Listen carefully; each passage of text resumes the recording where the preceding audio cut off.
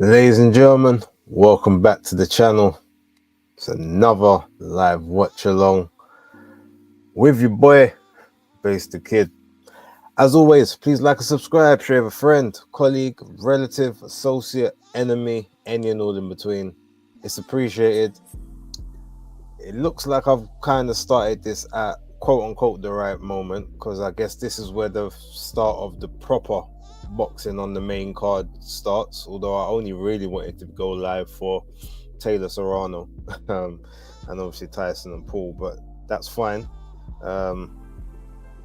Yeah, look, shout out to anyone who is watching. It's late. I know there's probably about 3, 4, 5, 6, 7, 8, 9 of 10 other streams you'd rather be on right now, but if you're sliding in, make sure you hit that like button for me. Leave a comment in the chat just so I kind of, know who's there, know who's interacting. Shout out to you. Abel Ramos has just stepped in the ring. So, yeah, it looks like we're about to get this underway. It looks like they've had a few technical issues with the sound systems and the equipment and stuff at the AT&T Stadium. But this whole Netflix live, this is actually the first live event I've seen on Netflix. I know they had a couple of comedy shows and some other bits and pieces, but I haven't actually ever got to see any of them live. I've only ever seen the replay, so it'll be interesting to see how the servers hold up. I'm pretty sure they should be all right, but you never know. Mario Barros is coming out now with the Azteca Warriors.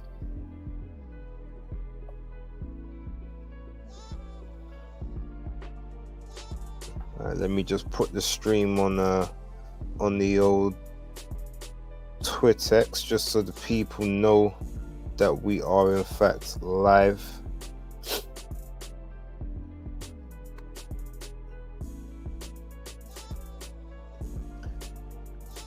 Let me do it on the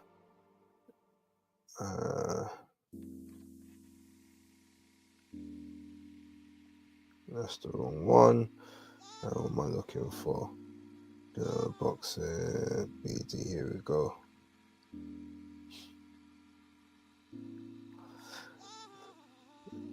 Tune in.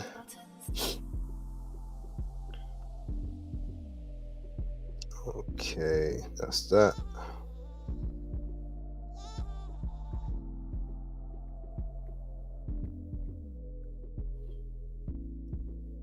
Okay, one last one. Share this to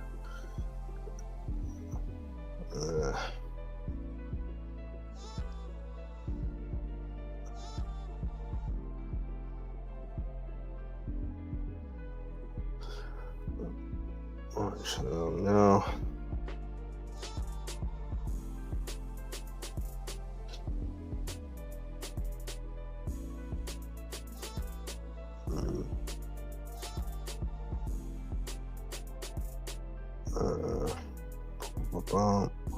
Also, let me know what the sound's saying,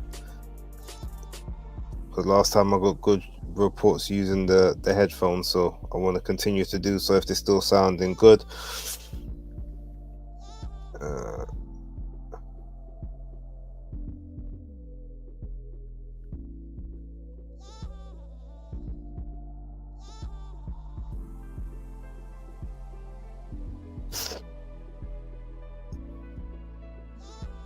Couple hashtags I can put here.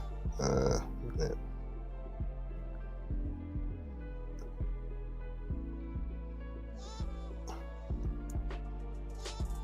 Okay, that should do that.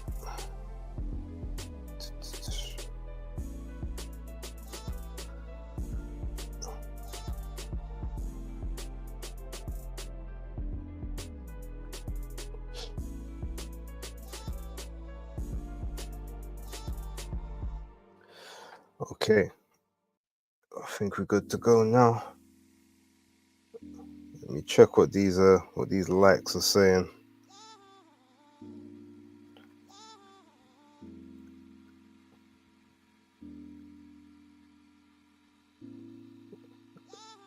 All right, keep hitting that like button, people.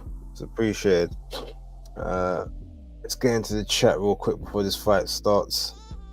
I'll do some light commentary on this one. Not really one that I'm caring about.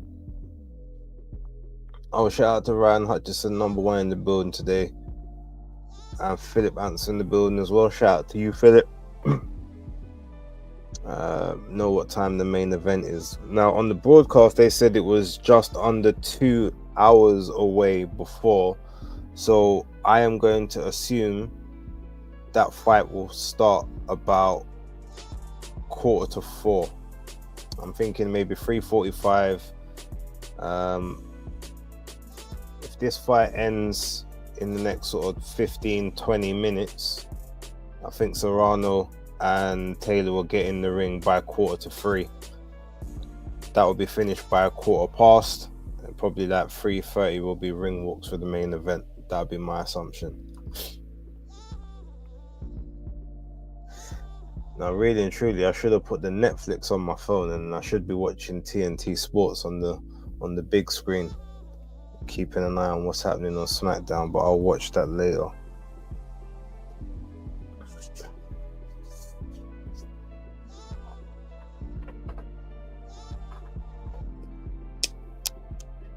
Alright, so the referee's bringing Barrios and Ramos to the center of the ring, giving the instructions.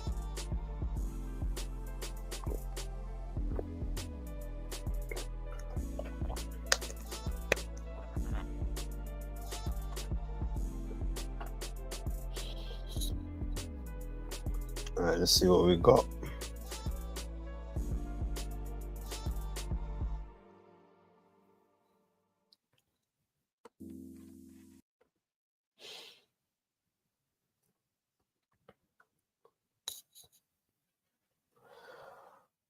Alright, so they're both out in the center of the ring, circling each other at the moment.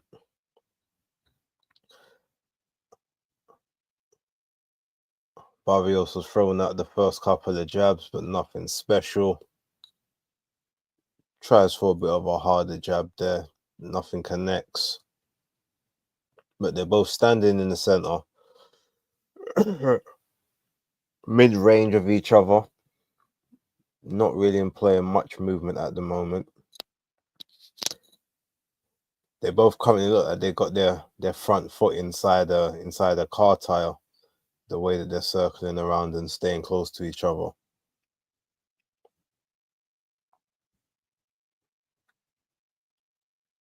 By the way, let me know if you can hear any background noise. You shouldn't, but just in case you do, let me know so that I can get rid of that.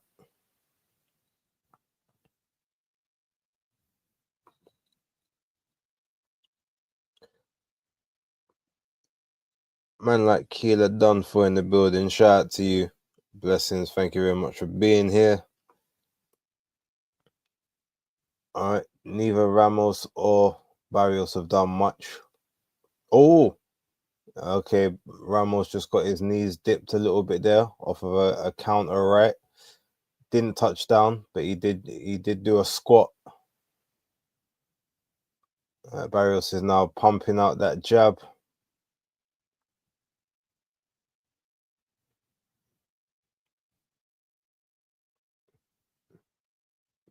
Barrios is a really tall guy.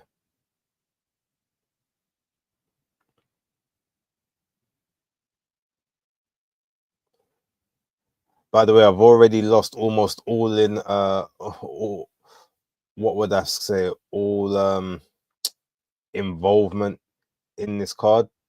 The only way for me to really get hype about it was to put a bet on, and Lucas Bardi broke that.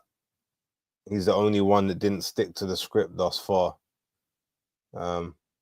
Although having said that, I did picture Deja Green to win, but I wouldn't have been satisfied with that on my bet card because she did not win that fight. Melinda Watpool she got robbed. Like not a massive robbery, but she got robbed. And so did what's his name? Was it Santa Monica? He got robbed as well. he clearly beat Lucas Bardi.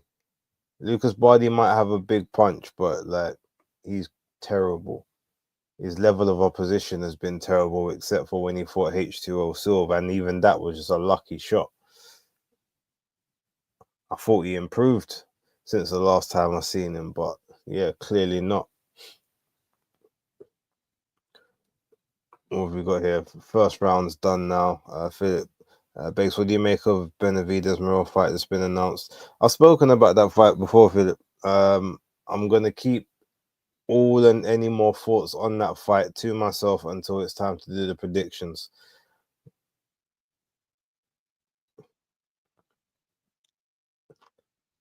I think the card itself is I think it's an okay card, especially like PBC standards. It's not bad. They got a lot of their heavy hitters out. The matches ain't great, but they're good. But I don't know if I agree with obviously the pay-per-view price. Too much stuff on watching SmackDown right now. Yeah, I could. The problem is because obviously I've got TNT Sport, but it's only through the TV because obviously I've got the EE box. So I could be watching the Netflix through my phone, but I want to keep my phone handy in case I need to do some tweeting.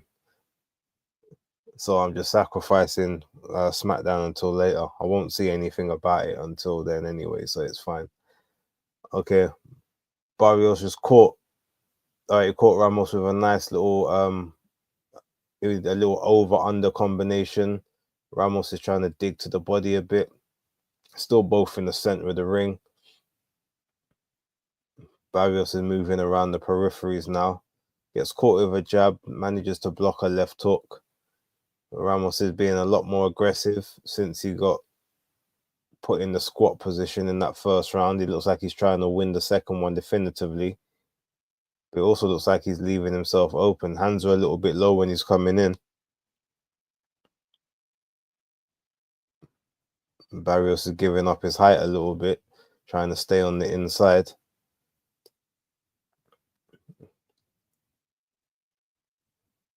It's amazing, as tall as Mario Barrios is, for him to be able to block, to actually like dip underneath a looping left hand, which wasn't even like that high. It's quite remarkable. Nice little stab shot there to the gut by Barrios. 1 minute 15 left of round number 2.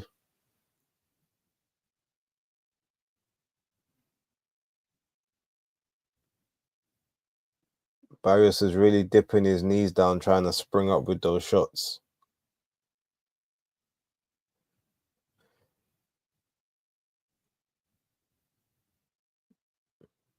Ramos can't really get close.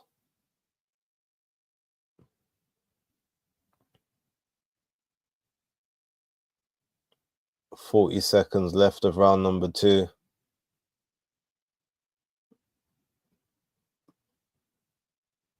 Barrios is stabbing to body and head quite effectively. Ramos can't seem to reach or touch anything with the jab at this point. Whether it's a rangefinder or a hard jab, he's not having much success at all. This one looks like, oh, there we go. Knockdown. Big 1-2 counter by Mario Barrios. Abel Ramos knocked down. Ramos says he's okay, but the bell's gone. That's the end of round 3. It's end of round 2, sorry. Yep. Standard fare for Mario Barrios at this point. I mean, I understand you get a voluntary in your first defense, but considering you got elevated to that title, you should be fighting a mandatory. You should be fighting someone better than Abel Ramos. But to be honest, they've already shelled out a huge amount of money for this card. Maybe they didn't have the funds to get him a top level opponent, but hopefully this sets up some form of unification next down the line. The PBC ain't got the dates to be picking and choosing like they used to, so we'll wait and see.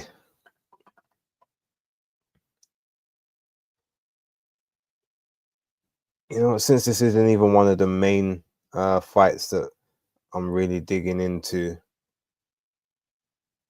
All right, in the chat, you can ask any and anything that you want.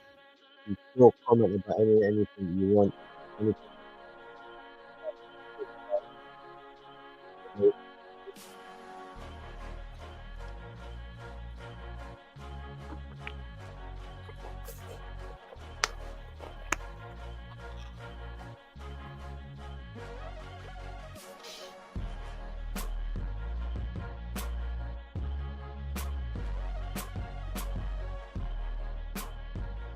One thing I will say, Barrios is still very, to me, I think he's still very basic as a fighter, but he's improved in those basics. He's better than he was. Keeps his chin down a lot more than he used to, and even though he still gives up his height, he doesn't do it as recklessly as he used to. He's crossing his feet when he's stepping backwards, though. That's a danger. But he needs a better fighter to expose that.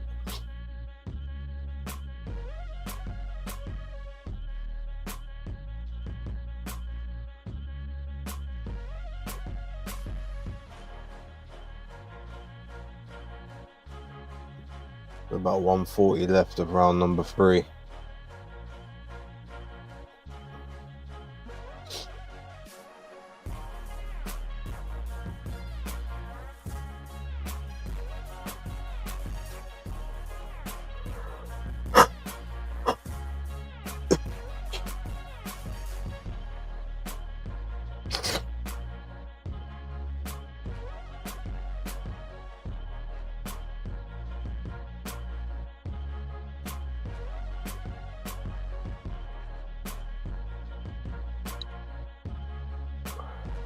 One minute to go.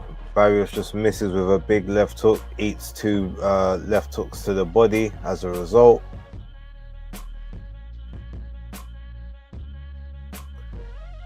Barrios with a nice little overhand right there. Keeping that high guard, keeping nice and tight and compact. Shooting out that jab. Ramos is having proper problems trying to get past that jab at this point. Okay, another power jab there by Barrios. Another stiff jab by Barrios. Ramos is just eating these at this point. And I think he's getting full up. Still moving forward, trying to throw big shots. But the size difference, not just the height, but overall between the two of them is just crazy. Oh, okay. Ramos with a nice little big shot there right at the end of the round.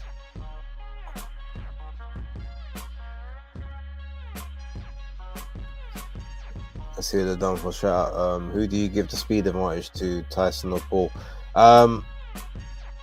Paul's still got the speed advantage, although it's not as pronounced as it was.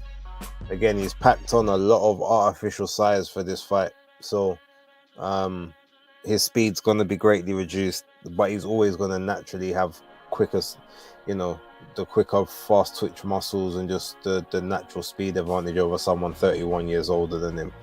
So but the gap between the two speed wise will probably be a little bit closer, because he's added like an extra 25 to 30 pounds onto his frame.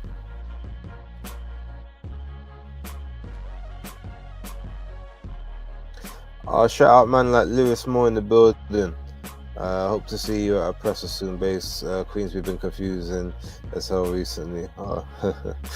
The next one I will be at it should be Galal Yafai and Sonny Edwards in Birmingham. In terms of London ones, it's probably only ever going to be Riyadh season, or any that start at like 5 or 6 in the evening, because I'm normally in the office.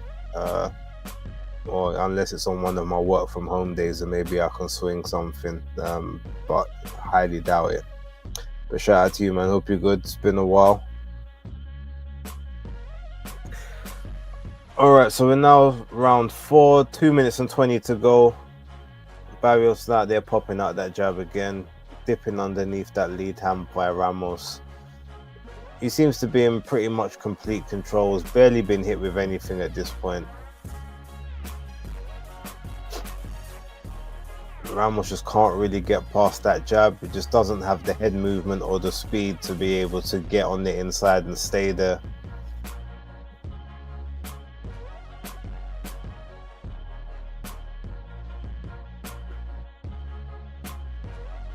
Barrios moving his head very well. Big body shot there by Barrios with the backhand. Gets caught with a right hand to the side of the head as he was dipping down. But eats a couple shots there. Partially blocks them on the gloves. 1:30 left to go with the fourth. But Ramos is doing a bit more work now. He's trying to employ some angles. Trying to step into range a bit quicker. Even Barrios trying to exchange in the pocket. Couple shots there looked like they was a bit low. Barrios is looking for another pull counter. He's had success with it twice already. Ramos is jumping in with leaping left hooks. 1:05 to go of the fourth round. Barrios peppering that jab. Pushing that backhand out as a lead shot. But Ramos is cutting the distance quite well in this fight, this round. Couple shots to Barrios across the ropes, but blocks those. 40 seconds to go. Ramos has been pushing the pace a lot more in this round. Going for the looping the looping right hook.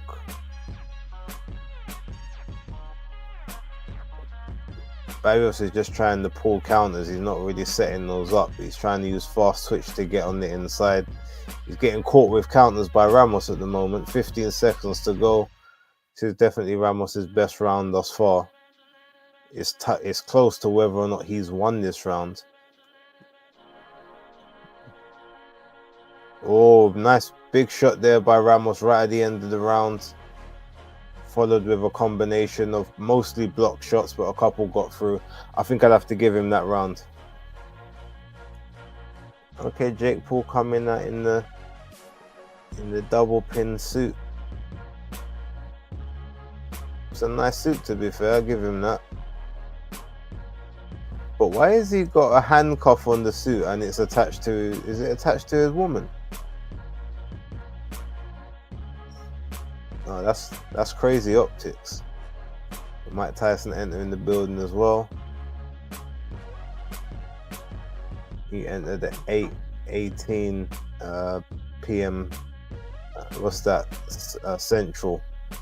So I think Central is 1 hour in front of Eastern time, if I'm correct, and then 2 hours behind, 2 hours in front of Pacific, one behind Eastern.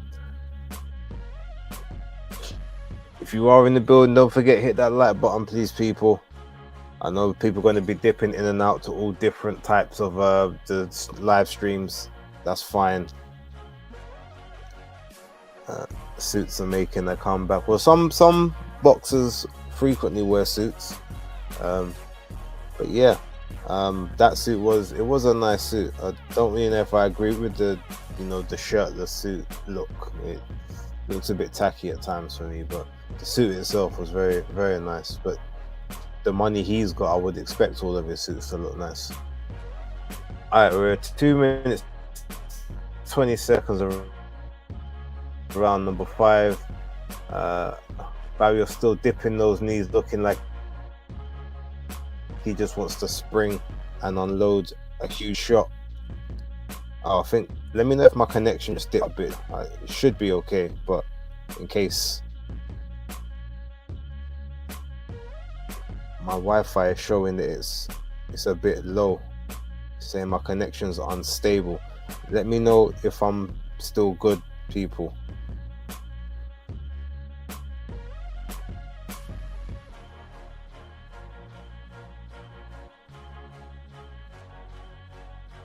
If there's any glitch in there, apologies, let me know, make sure that we're good to go. 1 minute and 25 seconds left to go of round number 5.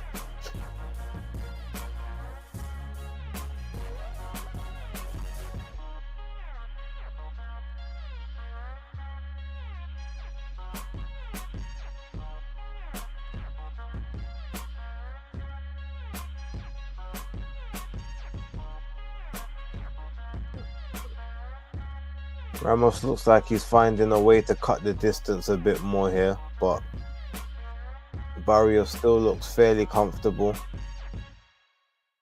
45 seconds left to go of round number 5. Oh, okay, nice little counter left there by Barrios. Okay, Ramos with a big body shot. Oh, nice backhand there by Abel Ramos. Barrios ate it though, doesn't seem to be too effective by it. But Ramos is applying that steady pressure.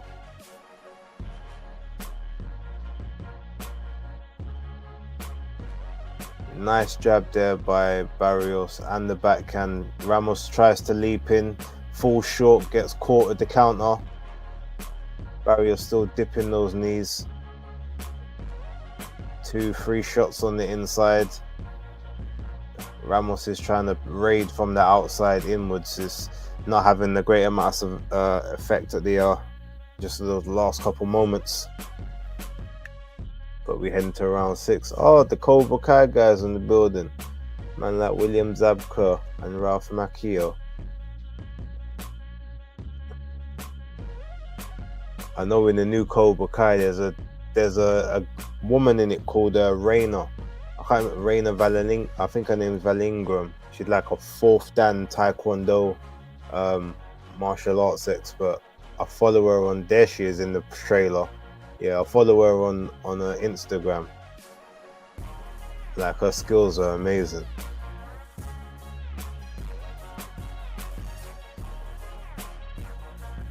But I think this is the very last season of Cobra Kai, so Netflix just got all the promotions going on, boy. Okay, he was saying I'm still good. Brilliant, thank you very much. All right, we just jumped back into round 6. And I think I did predict for this fight to go the distance, so could be right.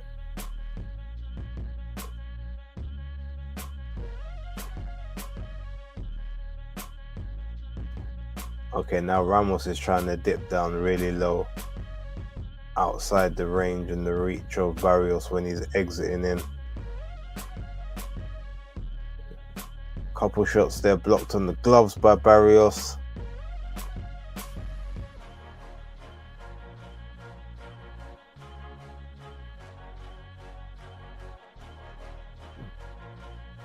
Barrios popping that jab out very effectively. Oh, okay, nice little big shot there by Ramos. Partially blocked on the glove, but some of it got through. Barrios is definitely taking bigger shots now than he was in the first few rounds. Okay, overhand right there by Ramos at the 151 mark.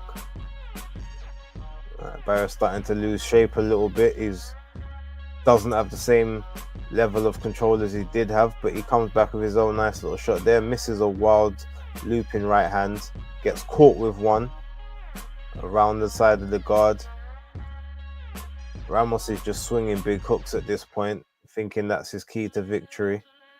Nice little body shot there by Ramos with 120 to go. And oh, Jesus! Wow! Ramos with a 3-punch combination that floors Mario Barrios. He is wobbly on those legs. Is Abel Ramos about to... Okay, looks like this is going to be crisis time for Barrios. He needs to move. Nope, his legs are gone. He's getting caught big. He's trying to fight back at this point. Crisis for Mario Barrios. He never deserved to be a champion in the first place, and is he about to come a cropper here against an undeserving contender? Let's find out. He's in big crisis mode at this point. He needs to stop swinging and just clinch at this point. He'll probably see out the round now with 20 seconds left to go, but Ramos is just swinging those big hooks. So Barrios is just trying to go mano a mano and trade with him. Definitely the wrong tactics right now. His legs are not good at all. He's gonna make it out of the 6th round, but He may have avoided the crisis. Oh, big shot right at the end. Oof, and another big shot right at the end. Yeah, he's gonna need every moment of this minute right here, boy. He went from controlling this fight to having this fight taken away from him in the space of 10 seconds. But I knew those looping shots that Ramos was throwing, it was only going to be a matter of time until one of them got in. Barrios needs to start using his height and his reach advantage. But yeah, oof, big straight, then another right, and then a left on the way down for good measure. Shout out to Iffy SD, greetings base. We're all getting a good weekend. The combat sports this weekend, more boxing tonight. John Jones in the UFC. Yeah, Jones is ducking Aspinall, man, so I don't really care about him right now. Yes, he dropped him. Is Ahi good? Taekwondo kicks look soft to me. Oh, is she good? No, yeah, she's very good.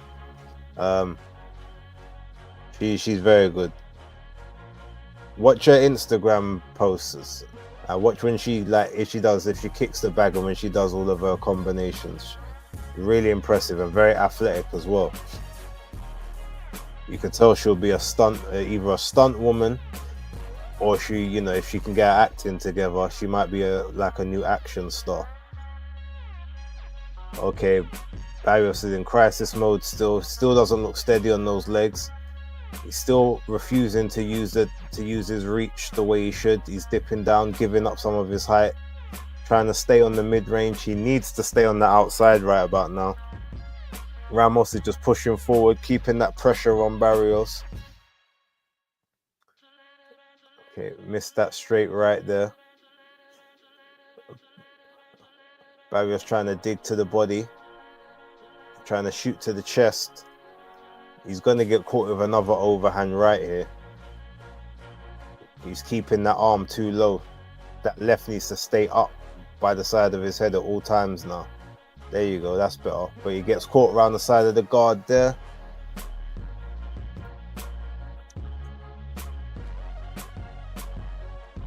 Oh, tries for the uppercut, misses that, gets caught with the counter. But Ramos is being able to jab on the inside and come up from a crouch position inside Barrios' long reach. He can't get the arms back in time. Barrios is doing a bit better, trying to keep him on the outside. 1 minute 10 to go of the 7th round.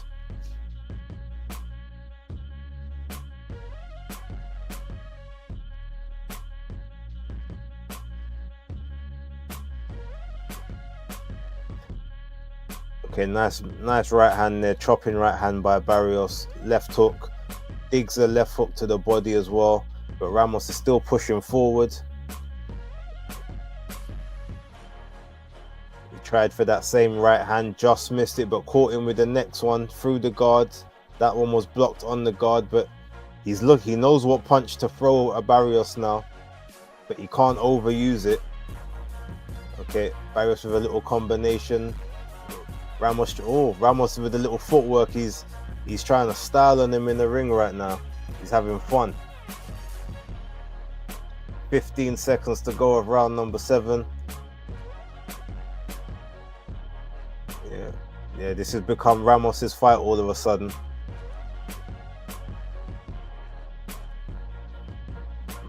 Barrios is, I said from round 5 he looked like he was starting to fall apart a little bit, and yeah, now we're seeing it in full effect.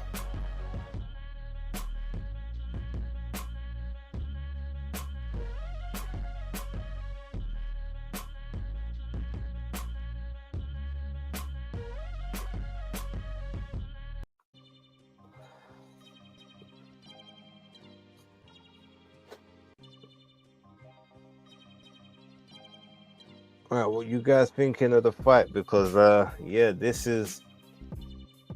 was supposed to be routine work for Mario Barrios, but this is yet another Tank Davis victory that is not aging well. You're not supposed to be getting taken this deep by Abel Ramos.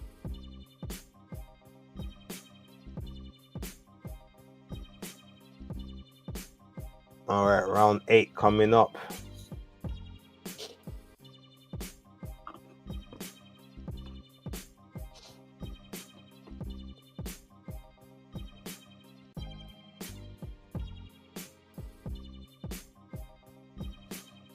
Right, both center of the ring.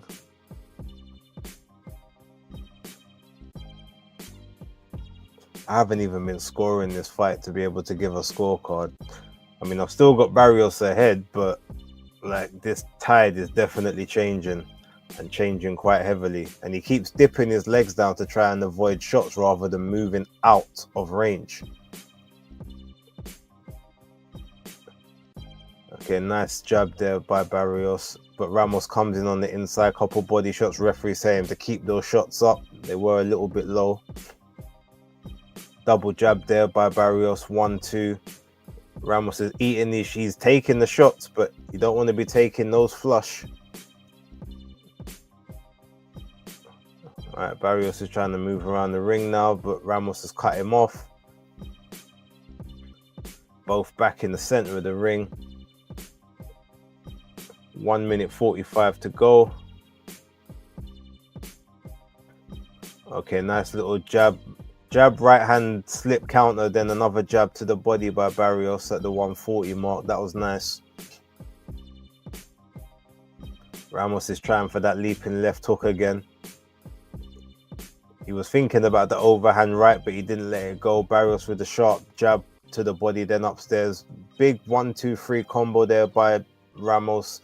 1 hit the glove, but 2 went through the guard. Ramos with another straight right through the guard of Barrios. Barrios dips out and just about misses that straight right. But Ramos is just throwing lead right hands at this point. He's not even trying to sell it up. He's just double stepping into the right hand.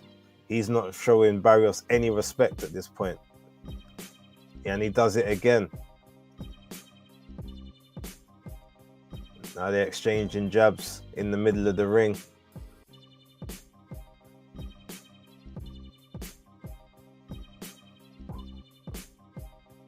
Ramos is just loading up with single shots from the right hand side.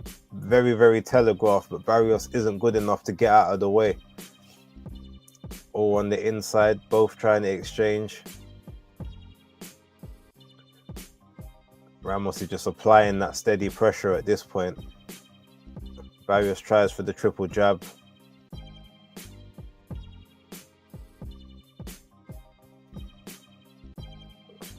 Ramos is just inching his way into range at this point.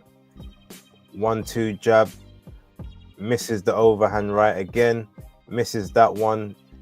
He's just literally trying for the same punch. He's doing, if this was a computer game, he's just literally mashing the same combination, rinse and repeat. He's already caught him with that. I don't know if he's going to catch him with it again without the element of surprise. So he's going to have to set that shot up or disguise it. But he's definitely taken over this fight. I think I got it even at this point, give or take.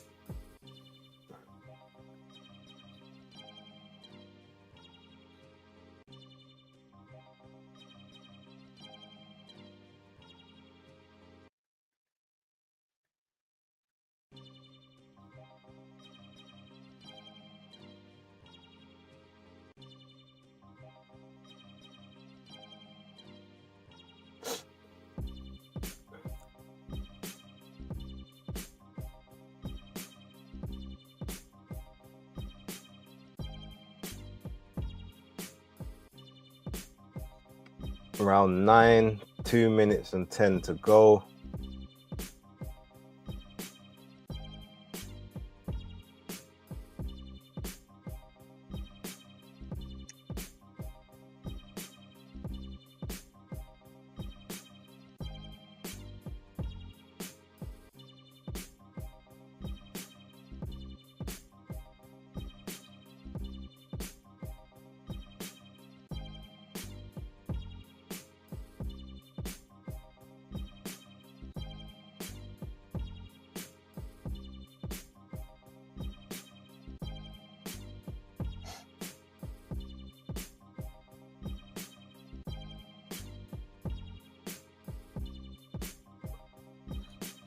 One minute 20 left to go.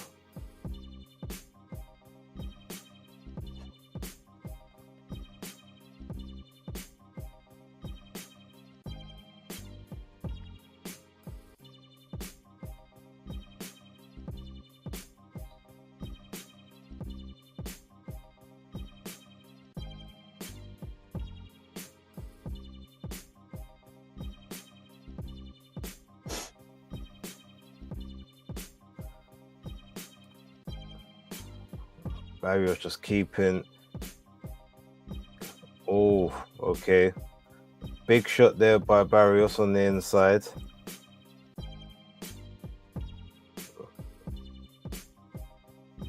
Ramos with the double left hook on the left-hand side. Catches Barrios with a little cheeky uppercut on the inside. Barrios comes back with a 1-2-3 combination. 20 seconds to go. Barrios is moving around, tries to get it back to the body. But Ramos back on the inside with Barrios now. Slips the majority of those shots there. Getting his head popped back with the jab though. That's what Barrios needs to do. Keep the jab. Ramos is being told to keep those punches up. Barrios just needs to stick behind the jab for the next 2 rounds. Face getting all broke up again. This is crazy. She does nunchucks too. Yep, I told you he'd have done before. She's cold. She's sick.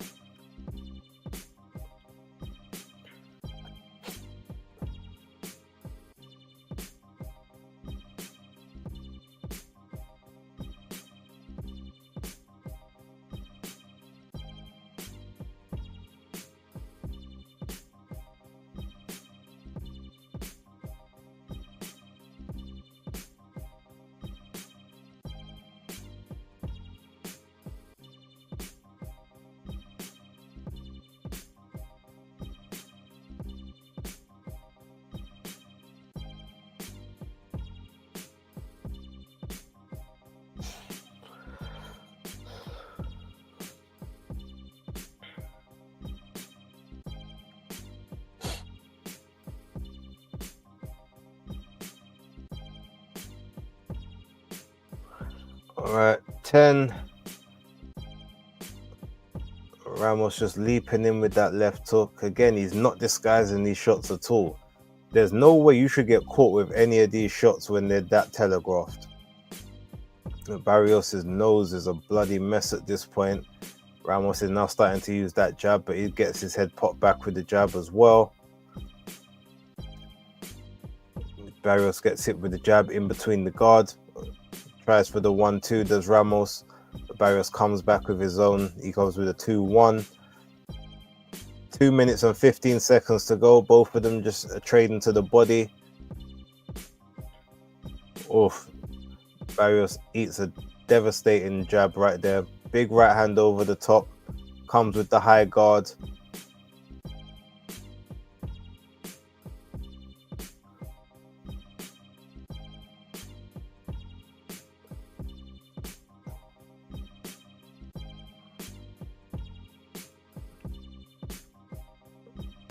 $145.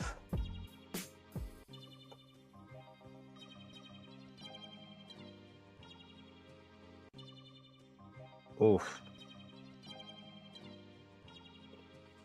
Getting a bit sloppy by both guys at this point.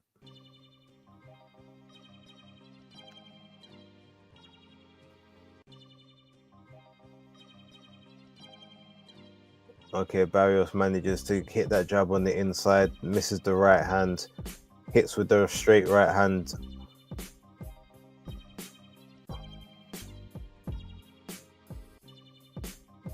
Okay, up jab there by Barrios with 1 minute to go of round number 10. Okay, nice little counter shot there by Barrios, but Ramos ate that. Still walking forward, still trying to leaps into the uppercut.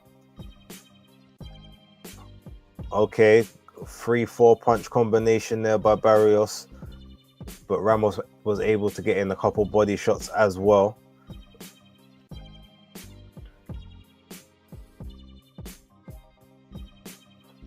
Okay, Barrios misses with a wild right.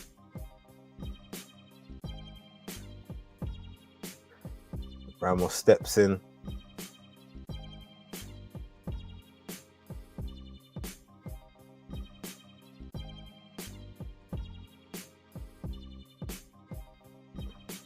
Okay, both trying to dig to the body. Referee tells them to keep it up again to Barrios. Steps in with that left, tries for the uppercut, the lead, and the big right hand there by Ramos right at the end of the round. I mean, Barrios won the round, but not convincingly.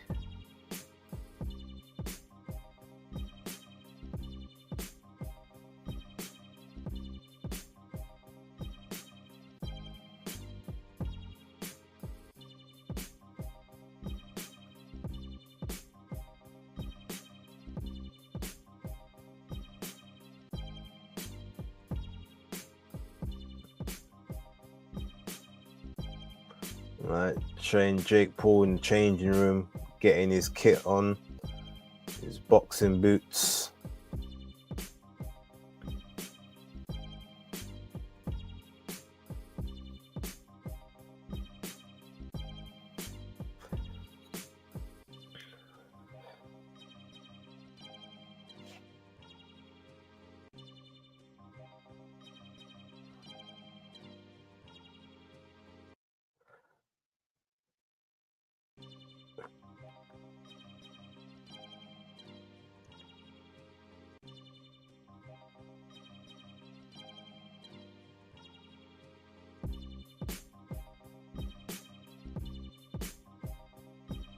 Okay, Barrios popping that jab out, got Ramos on the back foot for probably the first time in this fight. That's probably the first time I've seen Ramos's back touch the ropes, but he's back in the center.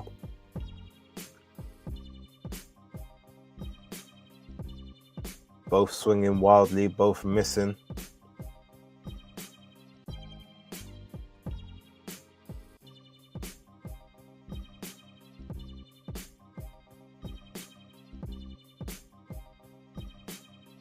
Okay, nice right hand there by Ramos, but Barrios manages to eat that one. Nice double jab there by Barrios and follows it up with the right hand, but Ramos eats that. Another right hand by Barrios and a big jab popping the head back. Oh, Ramos is looking for that leaping left hook right now, but he got caught to the body in the exchange. They're exchanging straight rights, but Ramos is back on the front foot. Barrios is giving up ground. Barrios is winning the the left hand battle, but Ramos is winning the right hand battle at this point. Okay, Barrios with a massive telegraph shot, doesn't get anywhere near the target. 1 minute 10 to go. Oh, nice little lead uppercut there by Barrios, but gets caught with a right hand on the inside.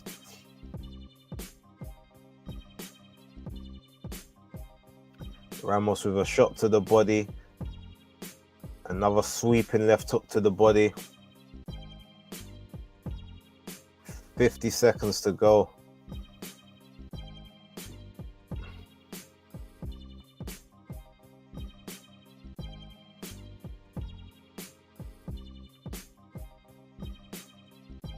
Okay, nice jab there by Barrios.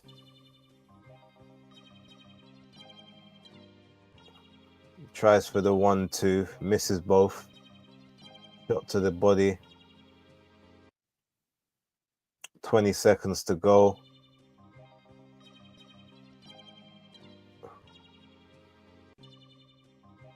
Okay, Ramos is literally just going from high guard to left hook, right hook at this point. Okay, he gets caught with a 1-2 right towards the end of the round. Follows it up with a big right, overhand right. Little flurry at the end there for Barrios. He did enough to win that round, but again, this is way too close for comfort. But now we're in the 12th and final round coming up. I bet Mario Barrios wasn't expecting the fight to be this hard for him.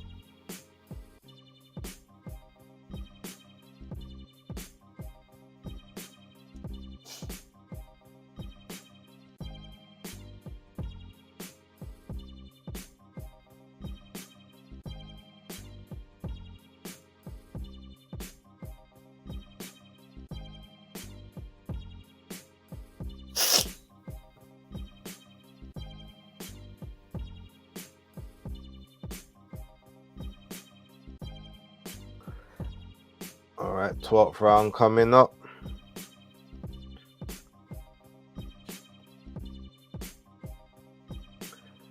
All right, both men in center of the ring touching gloves.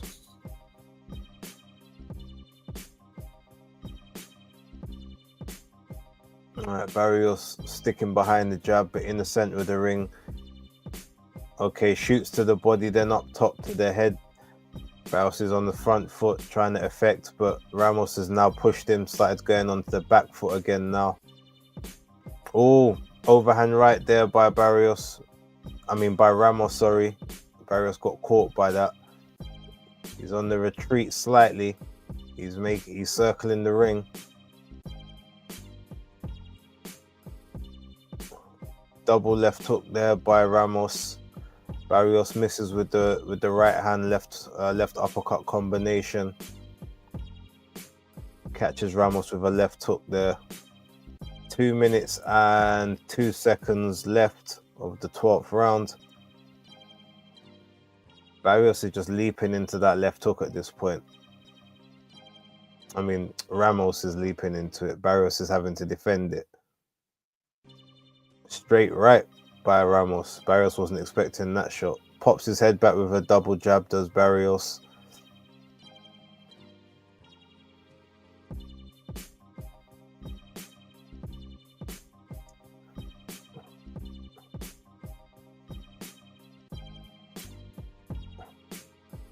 Okay, both men mid-range at this point, trying to find their angles.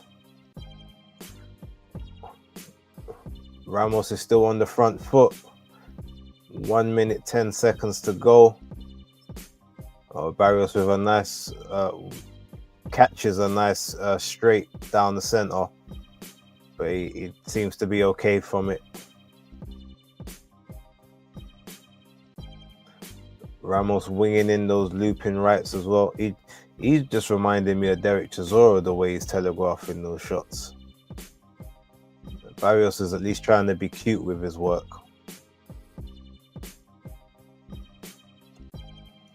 Okay, Barrios with using that lead hand, popping the head back now.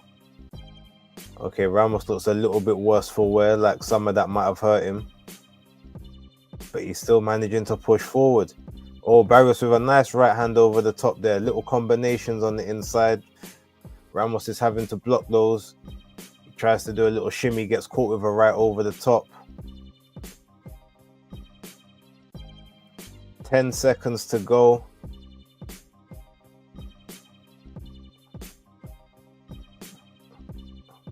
Barrios is winning these exchanges in the center. And the bell goes. To me, that's a Mario Barrios win, but boy, did he make hard work of that. Let me know what you've got the fight on the on your scorecards.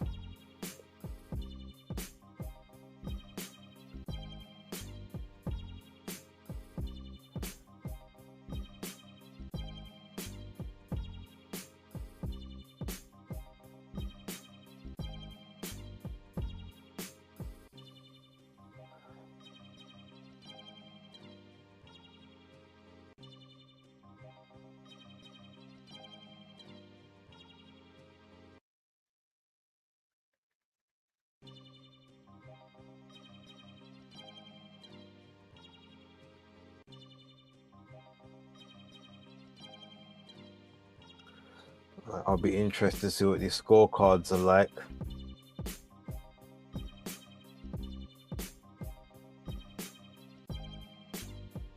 Technically, Barrios should have had 2 knockdowns and not just 1, but yeah. I think I've got the fight 114, 112.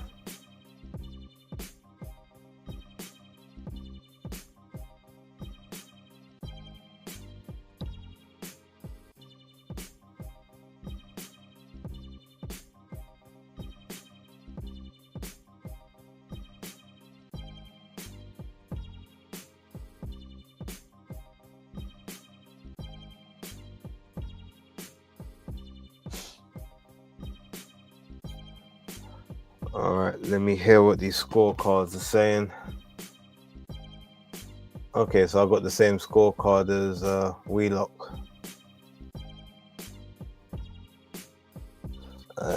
Let's see what they got to say now.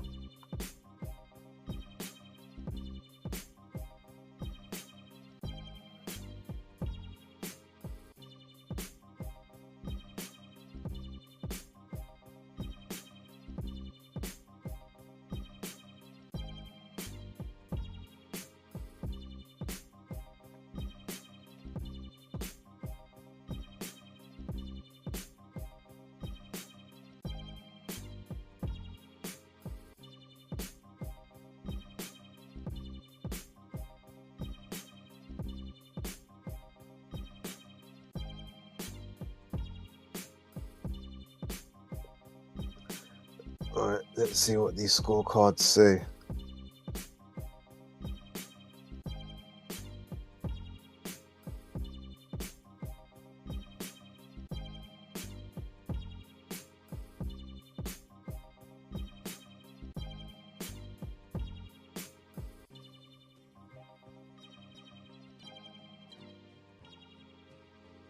$113, $112 Ramos.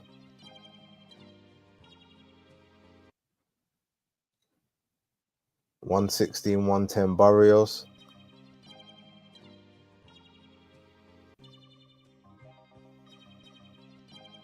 $113, $113 even, so it's a split decision draw. Well, sure they didn't want to mess up their little PBC gang over there. Oh well. I won't even really complain about it, to be honest. Cool.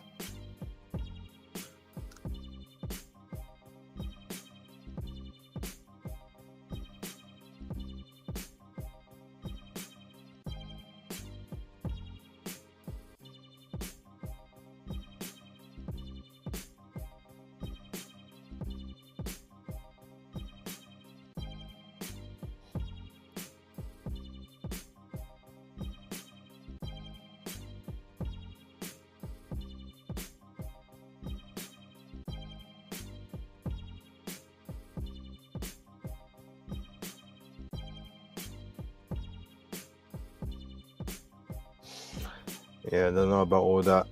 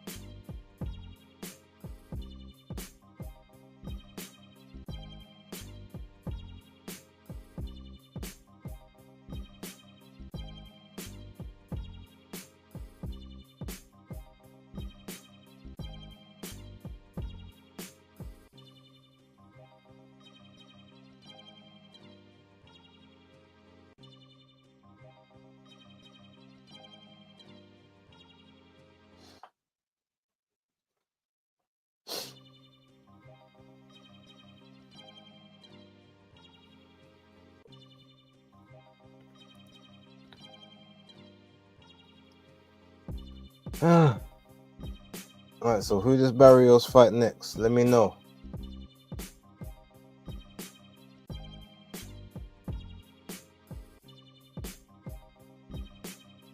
But what I don't get is how you got one scorecard that's 113, 112 to Ramos, but then the other one's 116, 110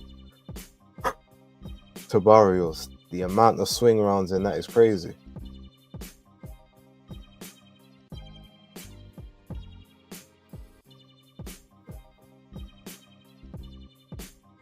So that basically means they gave the fight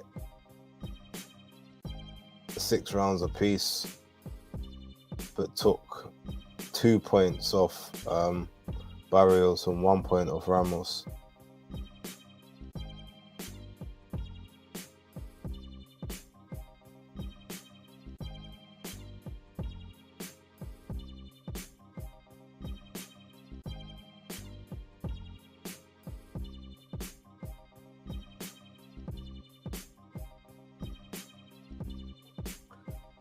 All right, time to get to the women anyway.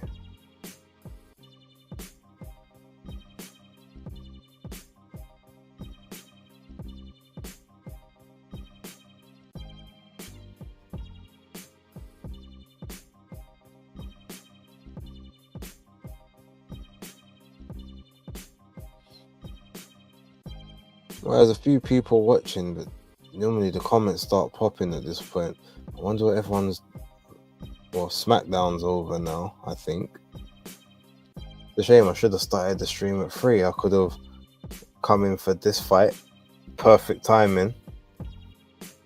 I could have watched SmackDown. But I just wasn't sure that the fights would go the distance.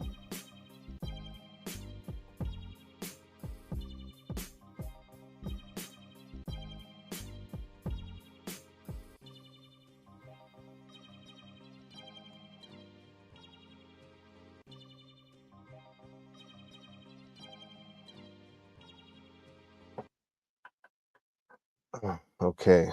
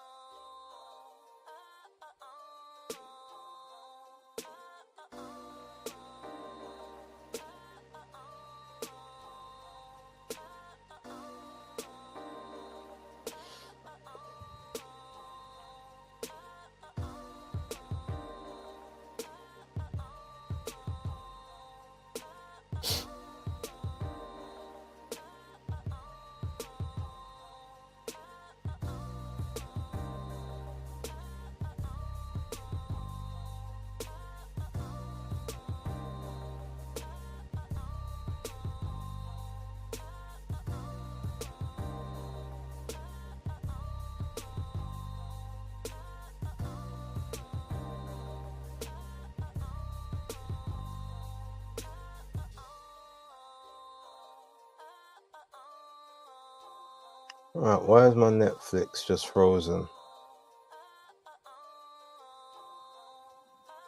Did the stream crash?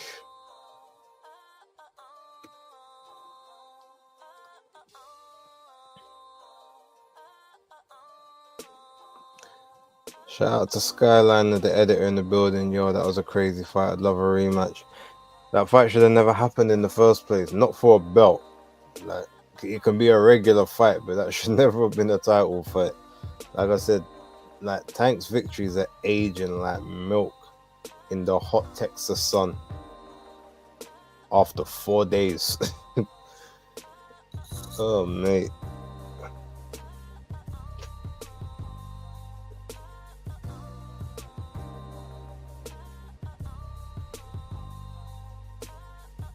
Okay, like my stream is just frozen with Jake was in the middle of his interview. Is it just mine? Is anyone else's the same? Let me reload. Come out of that. Resume. Okay, there we go. I'm back.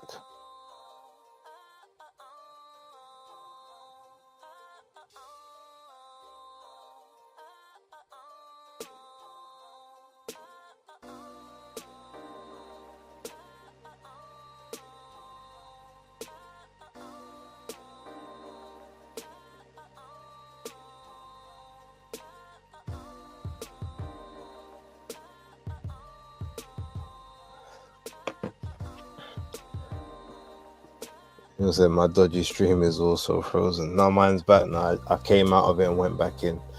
So Barrios is food for Boots and Stanionis. Yeah, probably Boots food for Norman as well. Like his fundamentals are slightly better than they were before, but they're still not up to the scratch of the world level.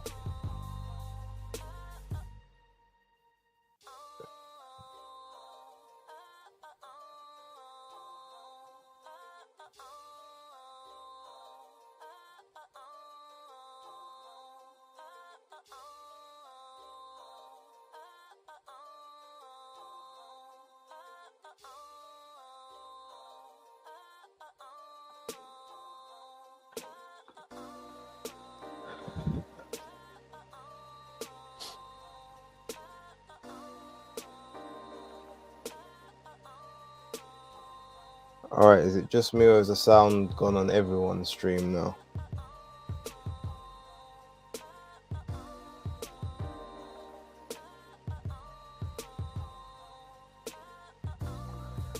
Hold on, let me... I'm gonna put this, change the times on these.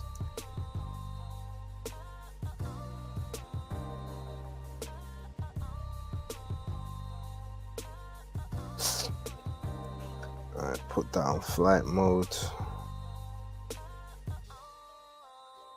Alright, we in Serrano's locker room. She's doing the last bit of work on the pads. Alright, but why is the sound gone? Is the sound gone on anyone else's streams? Is it just mine?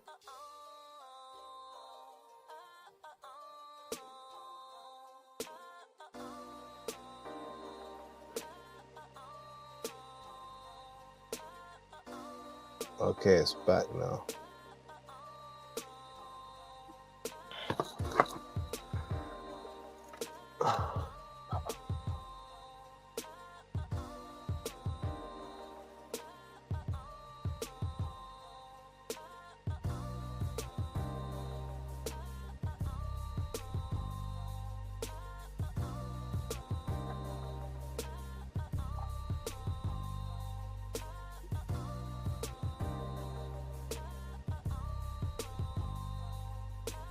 Alright. Is Katie got her? Yeah, she got the gloves on. Right. This is the fight. This is the last real fight of the night. I wonder how much longer. We've probably got what 10 minutes to wait now. Oh man, like Hot Pies is joining the fray. Shout out to you.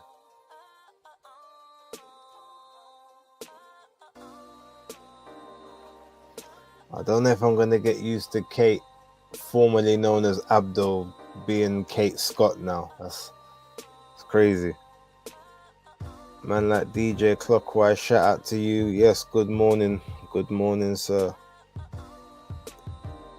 I just woke up, watched last round of the last fight. Yeah, the fight ended up being more entertaining than it should have been.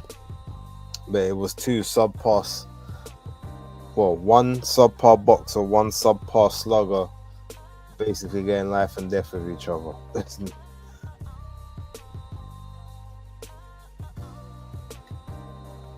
Michael Irvin.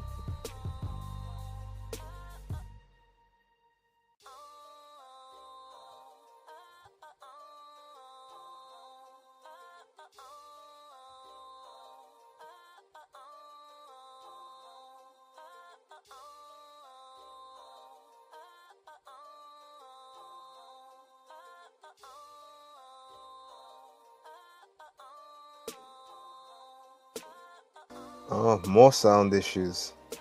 Netflix is doing a madness.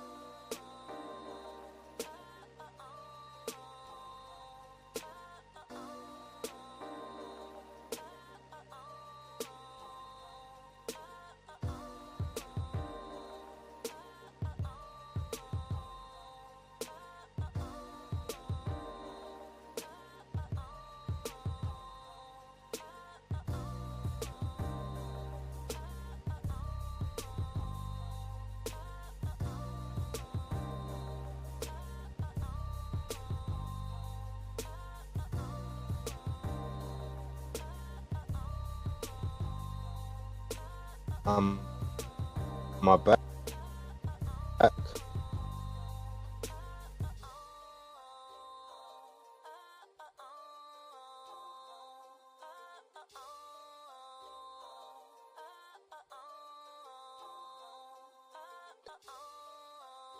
Okay, the Wi-Fi is moving a bit shaky. Yeah, my back.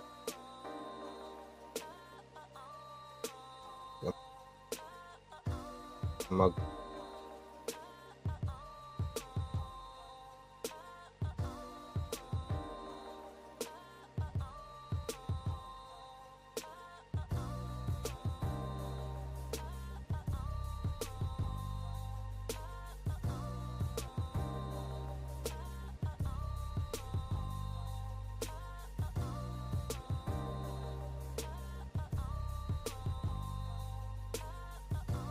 Mic check.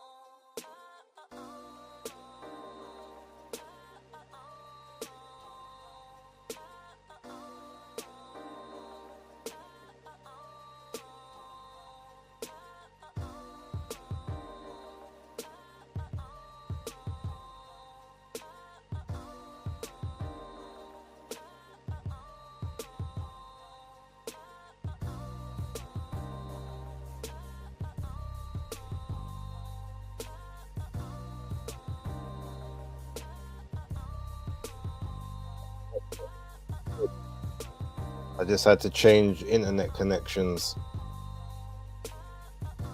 It looks like I'm moving a little better, but let me know. If not, I'm gonna have to do the rest of this on the phone. Like if I'm glitching, I need to know.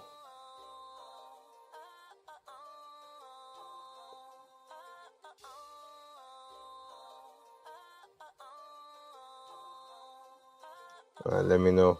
Mic check, 1, 2. Mic check. Am I good?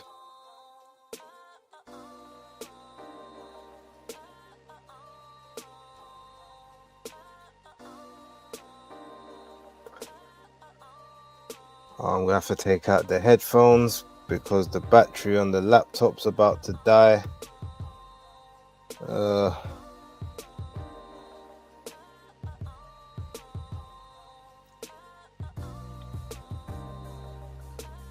Hold on. Before this match starts, I'm gonna go into a brief interlude and I'm gonna come back in on the phone. We're gonna do the rest of it through there. 1 second.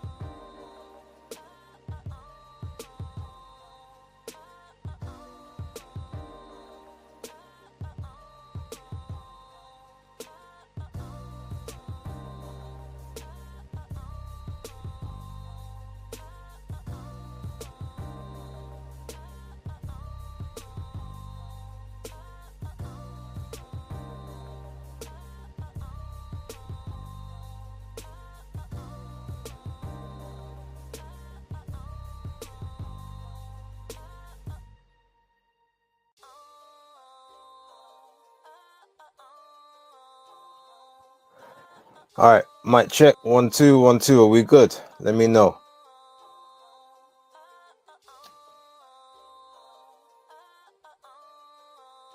Apologies for all of that, but we got things sorted just before this fight's about to start. I might as well turn off the laptop while I'm here, because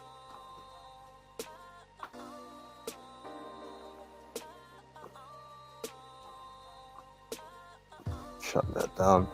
All right, sounds all good. Thank you very much, Sheila Done for.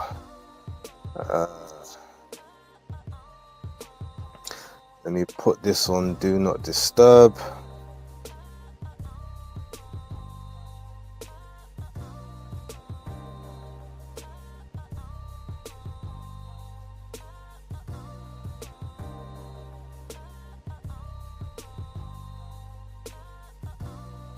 Okay, cool. All right, so we're getting ready for Taylor versus Serrano 2. Let me see if I even need that. Yeah, I don't need that. Yeah, it's fine.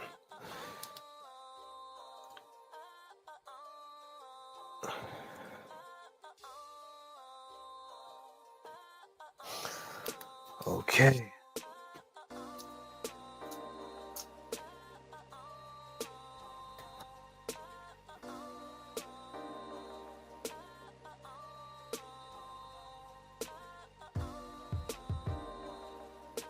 I will use all of that down the line.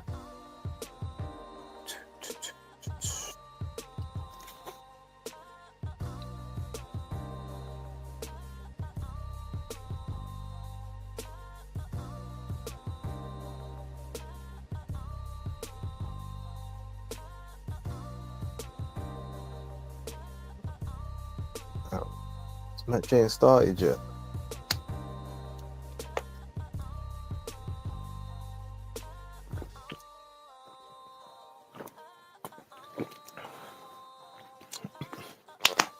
All right, so predictions. Who's winning and how? Let me know, whoever's still in the chat.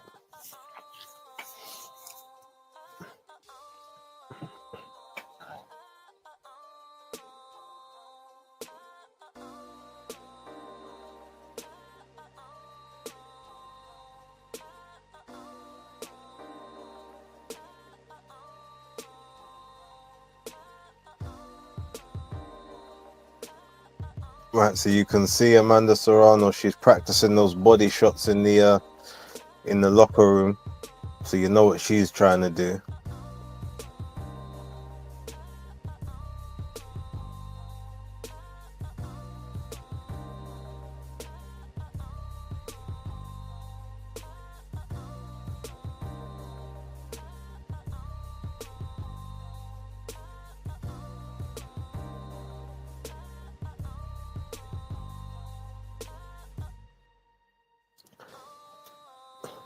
Serrano by decision. Okay. I unfortunately have that same prediction, but I have it on the perspective that Katie Taylor actually wins the fight, but just doesn't get the decision on the cards. To be honest, I'd actually prefer Katie get knocked out, so at least then, you know, there isn't the blatant controversy, because I can tell there's going to be some. There's already been 2 home cooked decisions, 2 robberies taking place in this card. I'm getting ready for number 3.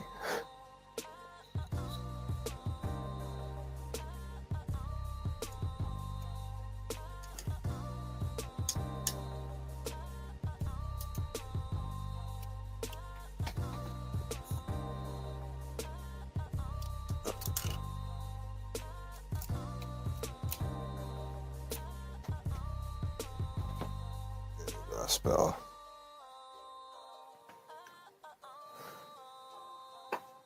Oh, how did they say that Amanda's the slightly taller of the 2? And every time when they did the last weigh-in, Katie was the taller person, and they was both barefoot. So,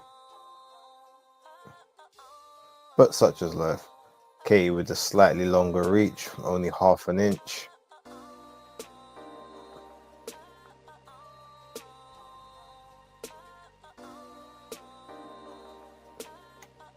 All right, we're getting ready to cook. 3:30 ring walks.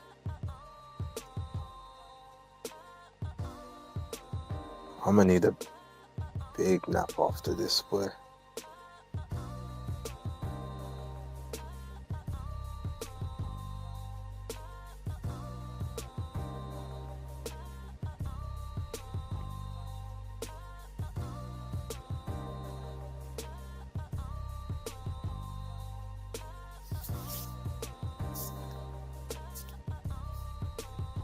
Oh, maybe they must be ring walking at 3:45.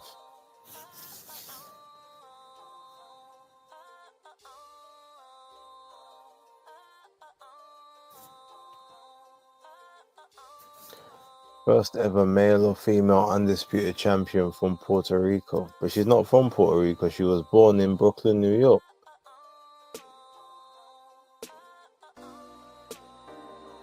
She speaks the same level of Spanish as I do. But let me behave because I like Amanda. Shout out to Amanda. Shout out to both women. Like,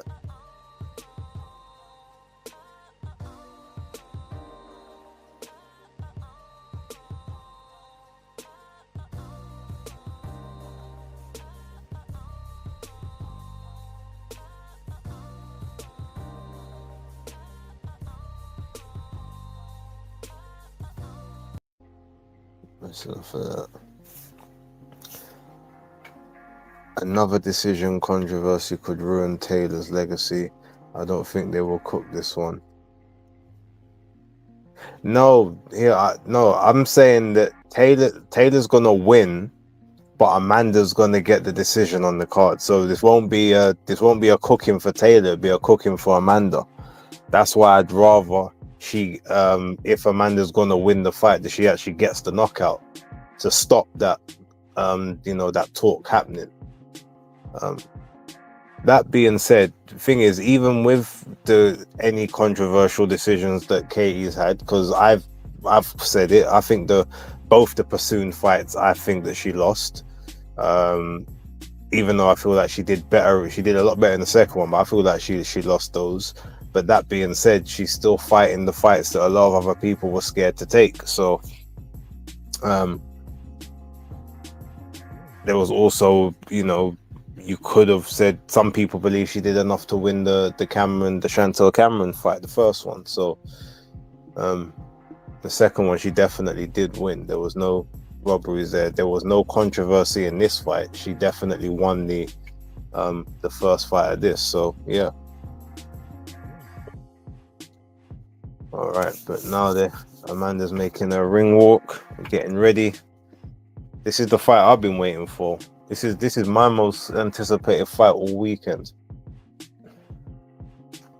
If it's anything, if it's even like half the first fight, that's yeah.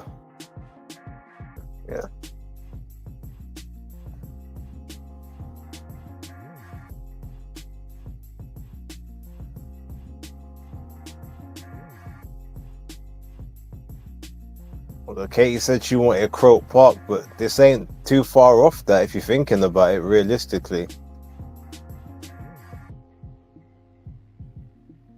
I had the real versus the fake. Okay, so is she calling Katie the fake? And neither woman has been. Actually, no. Technically, I think Katie wasn't she on one of AJ's former undercards where he was at Wembley Stadium. So I think she's used to the big stadium arenas and she's done it before. I don't think Amanda has. So this could be a little bit interesting for her as a new experience and seeing so many people, because she got madly overwhelmed at Madison Square Garden. So I can only imagine what something like this might do when she starts soaking up that moment.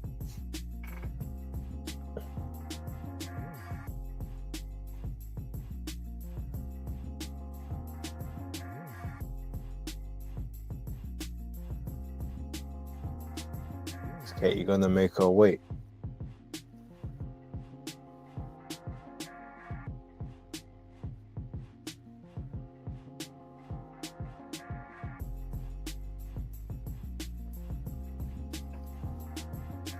Katie, don't make her wait, because I got a bed to go to.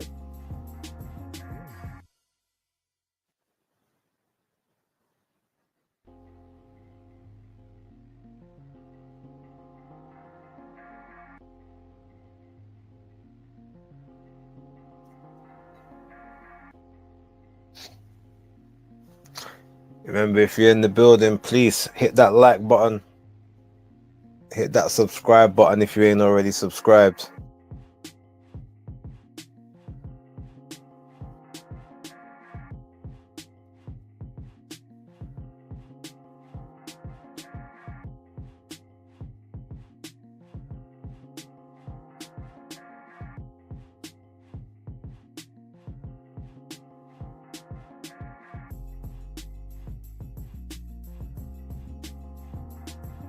Yeah, Katie is making her wait.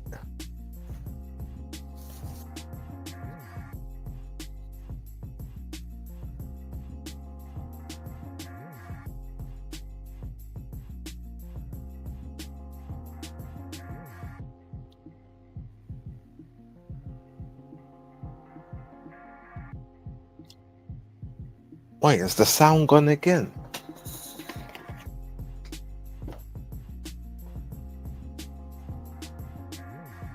Yo, Netflix, man, fix up.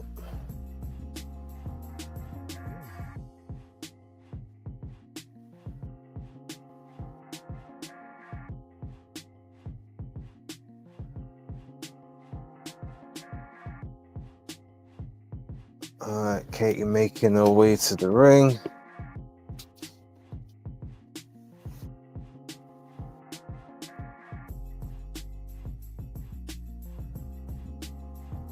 Thing is, I like both of these women. I think I like Katie more because I feel like she's legitimately done more. But I really like Amanda, and I like Amanda's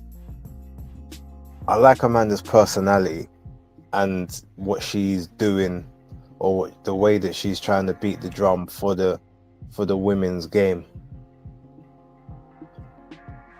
But there were some questionable decisions throughout the years that I can't really, put out of my head. So the only good thing about this fight is no matter who wins, it doesn't benefit anyone. It doesn't actually hinder anyone. They're both basically on the home stretch out the games. It's not like, oh, if one person wins, they can take the division or they can take the game and run with it. Like, they've both at most maybe got 2 or 3 fights left in them. So it doesn't benefit either one more than the other to win or lose this fight. And since Katie's already lost the O, it doesn't really matter in that sense.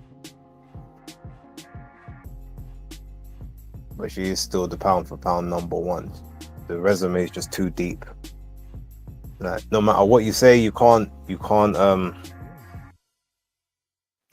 dispute the resume. She has the best resume in women's boxing, and it's not even close.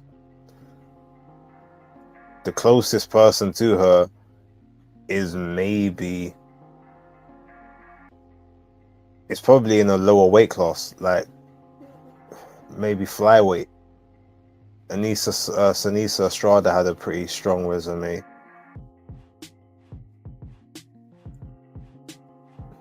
Outside of that, yeah, Amanda's got some good names on. Oh, look, Michaela Mayer all the way up in the stands. But yeah, no one's fought more big names than Katie, and no one's had wins that have aged as well as Katie either. Beats Amanda Serrano, Amanda becomes undisputed featherweight champion. beats Natasha Jonas. Natasha becomes unified 154 and 147 pound champion. Who else did she beat? Delphine Pursoon didn't become a champion after, but she beat Bomi Ray Shin, who was like touted as the next big thing down at 130. Bustos, and what's the other, the Argentinian girl who then won a vacant title down at 130 afterwards as well. Not 130. I can't remember her name off the top of my head now. Katie's also, she won every single belt from a reigning champion to become undisputed at 135 and at 140. Actually, no, 140 technically was all the belts in one go in it, but and even the belt that Katie won, the WBA belt, that was technically vacant. It was only vacant because the champion missed weight on the scales and got stripped of the belt on the scales. But she was still the champion, so Katie still beat each one by one. So the resume speaks for itself.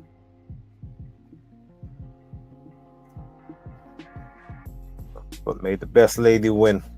And I just hope it's a clean victory. Regardless of what I predicted as my prediction, let whoever wins win legitimately. Or if it's a draw, like let it be a draw legitimately. That's all I say.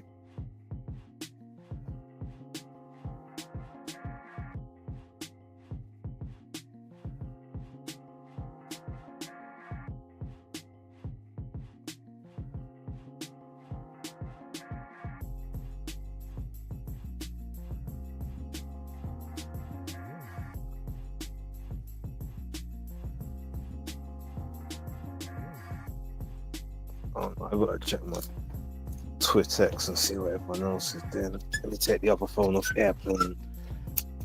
Oh.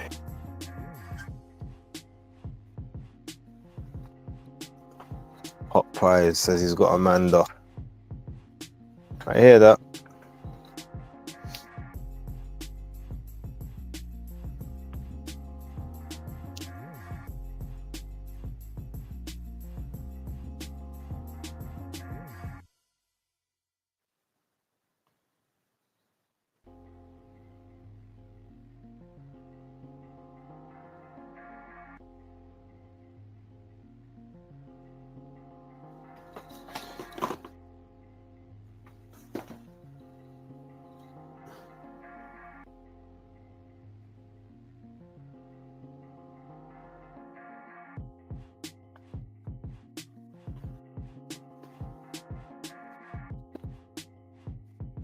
This is when everyone's jumping onto the Netflix server now because things are definitely moving a bit slower.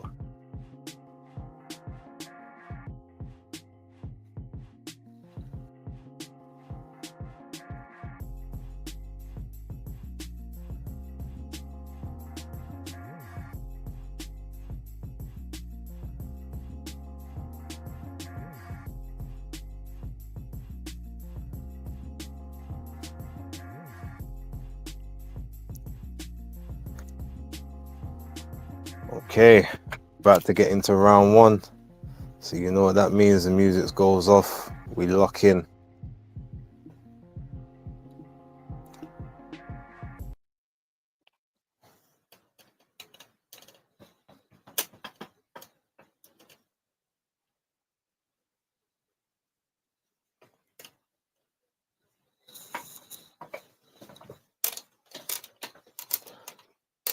Okay, round one. Both in the center of the ring, both feinting each other.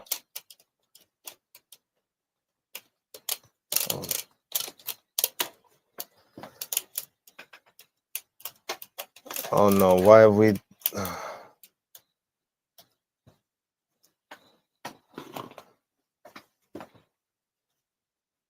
And my stream is frozen.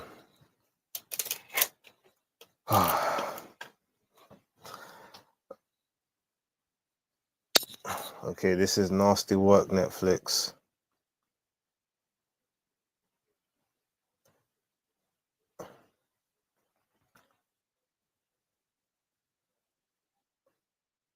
I can see Katie moving around. I don't know what happened prior to this. Okay, it looks like the first big shot landed by Katie. Now they're both in the clinch. Katie breaks the clinch.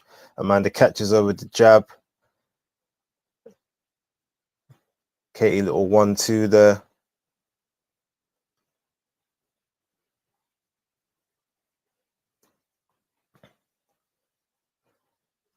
Okay, Amanda's coming in with the high guard. Katie still on the back foot like last time, but Katie looks like she's landing the cleaner shots, but Amanda's still pressuring forward.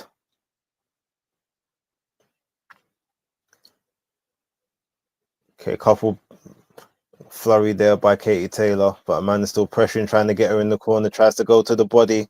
Katie exits out. Amanda back in the center, control the center of the ring. Katie's moving around the periphery. 17 set. Oh, big shot over the top there by Amanda Serrano.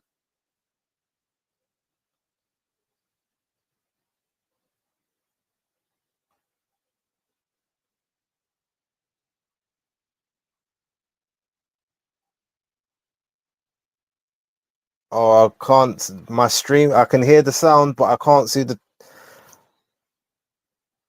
From what it sounds like, Katie got wobbled, but I can't see it. I don't even know if changing my All right, let me see if changing my putting on my Wi-Fi hotspot, see if that helps. I got to write off that whole. I'm gonna assume Amanda won the first round. Oh yeah, I see it. I see the shot. Okay, yeah, it looks like that one shot gave her the round. But let me use the hotspot because it looks like the Wi-Fi is doing a madness.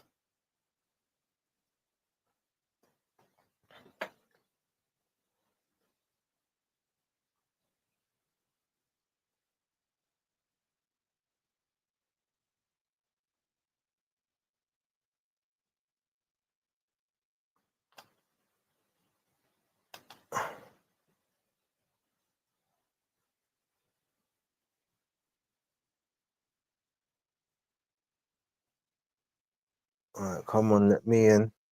Wait, why is Netflix doing this now?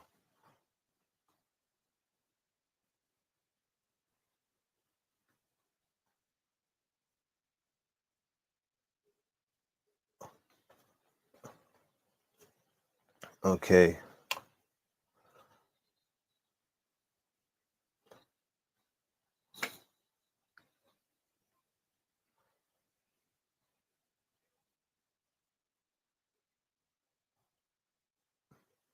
Okay, he's come out trying to take center ring early for the second round.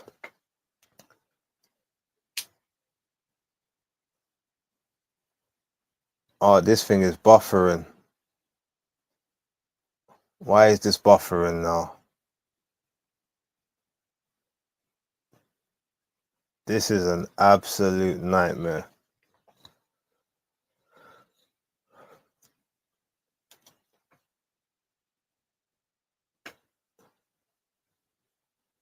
And I'm not hardwired in, so I can't see. Oh.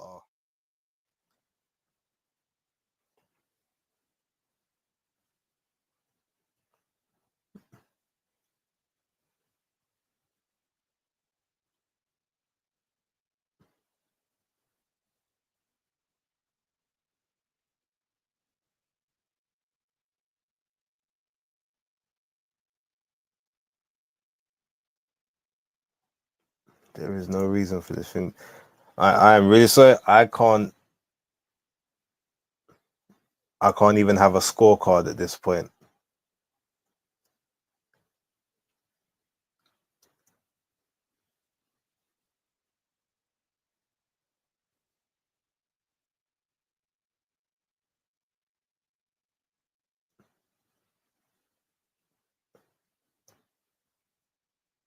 If I'm trying to watch live and it's buffering on me.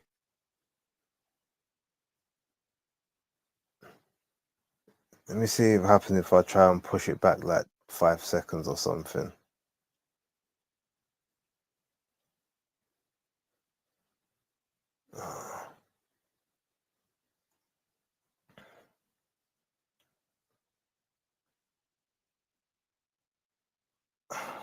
Oh, this is mad.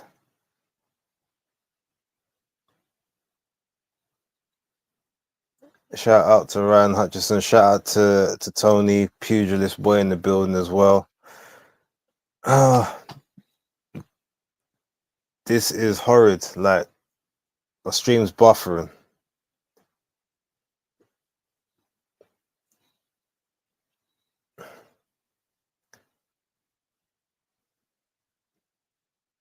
All right, my Netflix. Let me.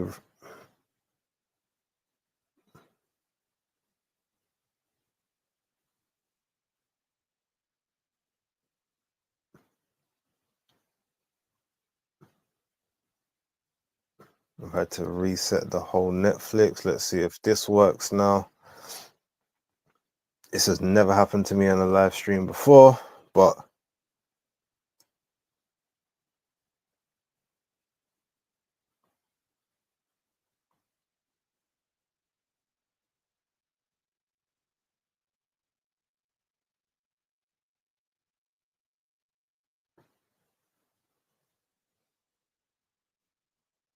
is this just me? Is anyone else's Netflix doing a madness right now?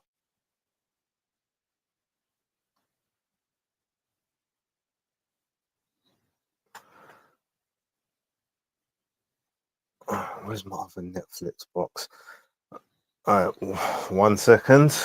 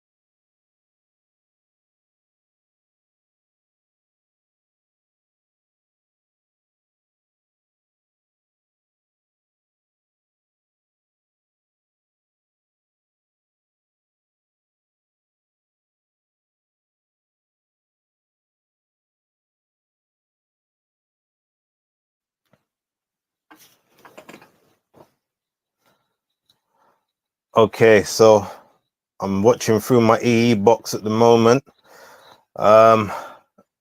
Into the fourth round, 1 minute 30. I don't know what's happened prior, but based on what Tony has said, it looks as if Amanda was winning the last 2 or 3 rounds. Okay, now this box is starting to buffer.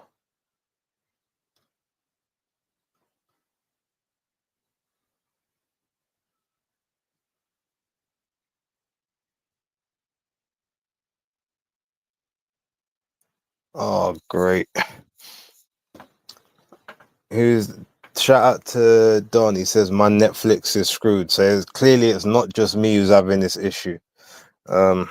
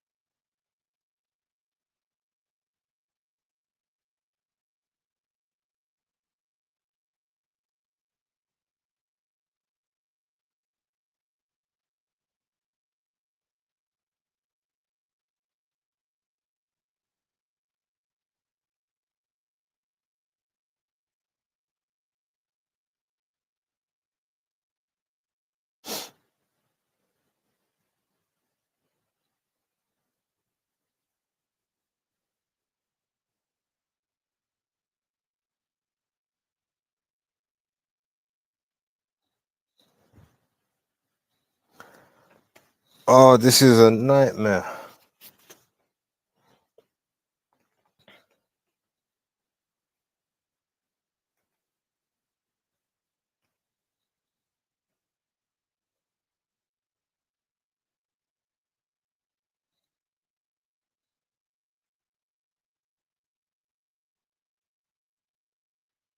Okay, I think I'm watching like um oof. I'm probably about a minute behind. So I'm literally at 1 minute and 5 seconds of round number 4.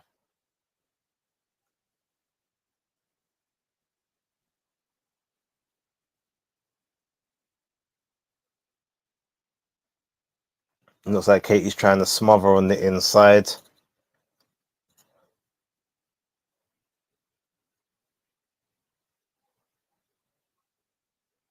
Katie's timing looks mad off. Amanda looks like she got a busted lip.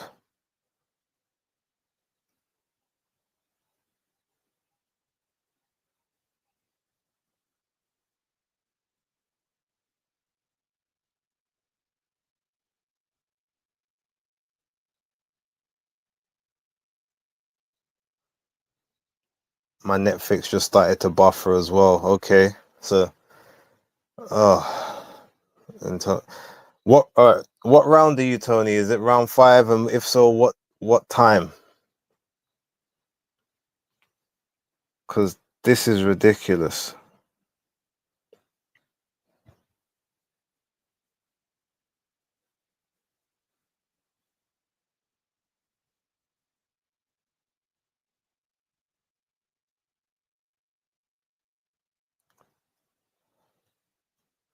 End of round 5. I'm a whole round and a half behind. Oh, mate. At this rate, I might have to stop this stream because I can't have you people suffering this kind of foolishness.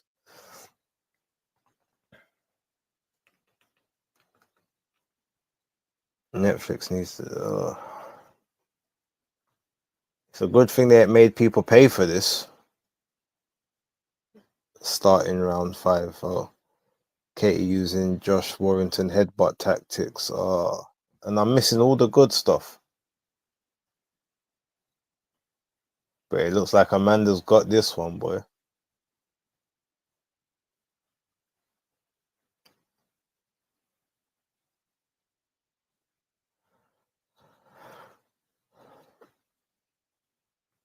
Okay, I might as well turn off this hotspot as that's not needed anymore.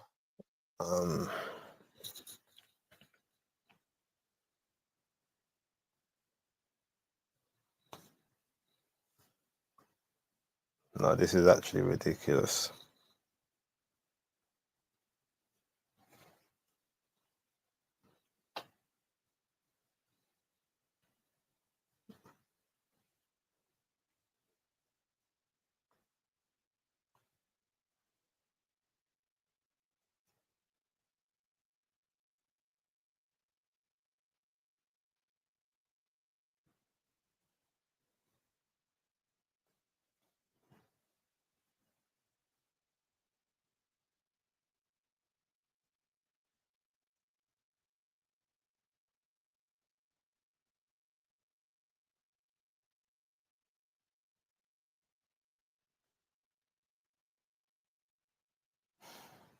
Oh, mate.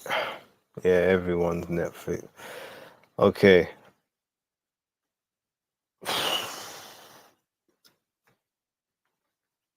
All right. Well, seeing as I can't see the action, let's, for whoever's still here and still rocking with me, let's just chat. Because at this point, like, yeah, that's all we can really do.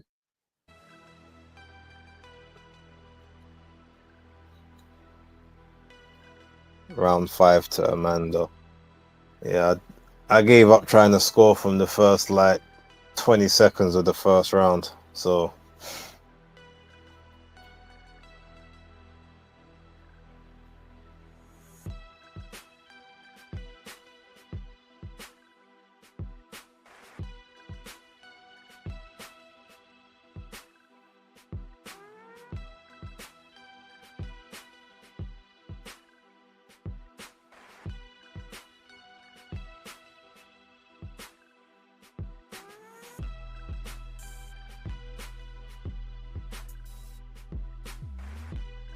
Who's got a cut, Tony? Is it Amanda from the headbutt or is it Katie?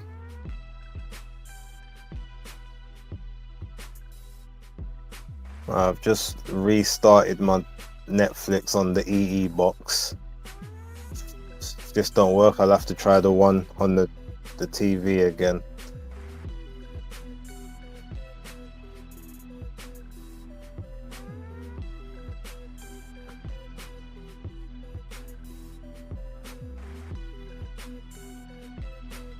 Okay, so it's Amanda with the big cut. So round 6.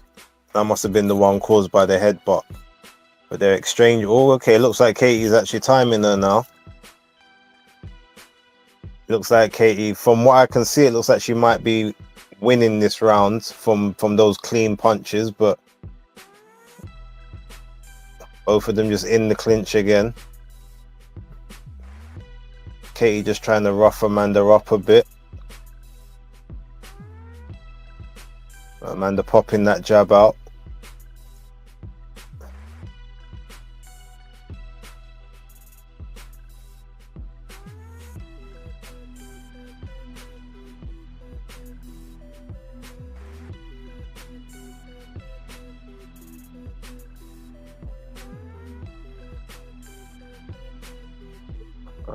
I didn't see the whole full round, but Amanda don't seem happy about that one, so.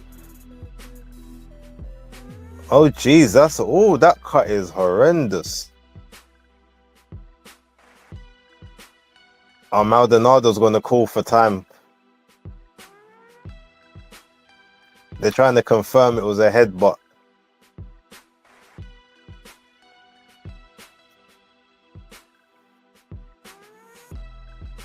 Yep.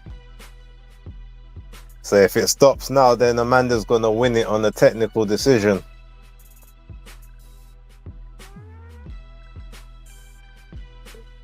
Yeah, she can't continue with that.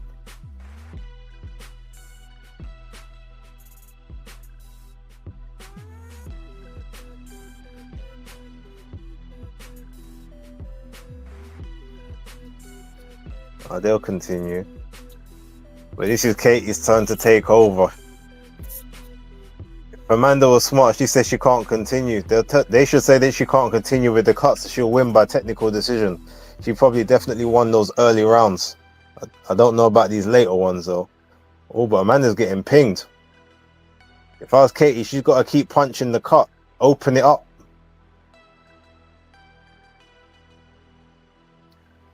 Jeez. Amanda's leaking, boy.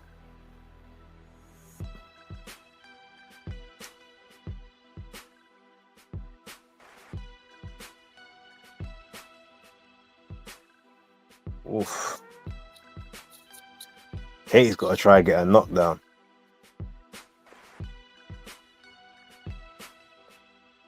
But it looks like Katie's starting to take over the fight now from the early parts. By any means necessary. But yeah, it looks like Amanda's won. Unless she gets knocked down a couple of times, it looks like Amanda's won this fight.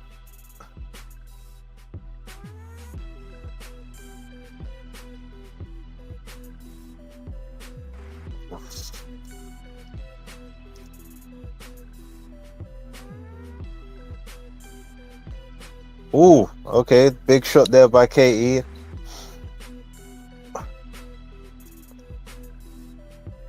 Amanda's throwing hands, but Katie's keeping tight and compact. She's trying to.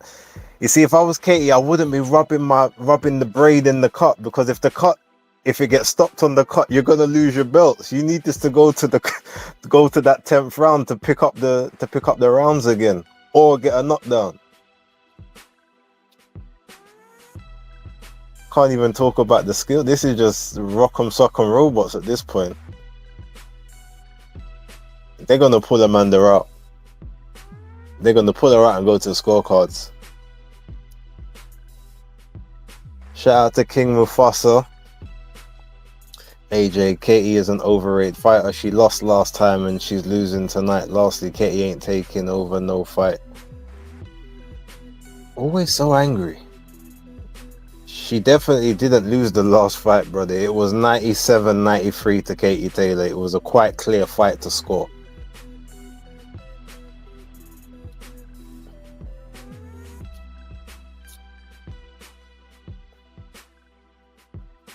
Oof.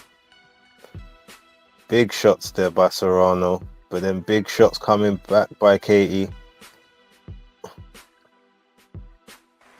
So I don't know which is this. That was the last round. All right, let's see, round 8.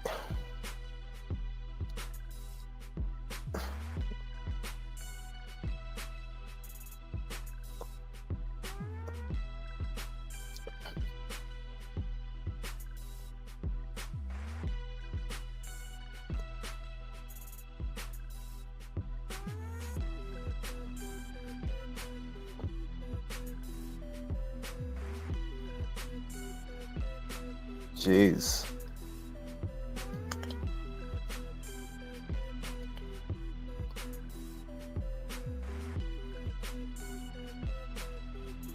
Katie's just she's trying to use the Chantel Cameron tactics, but you're not the home fighter here. That's not gonna work.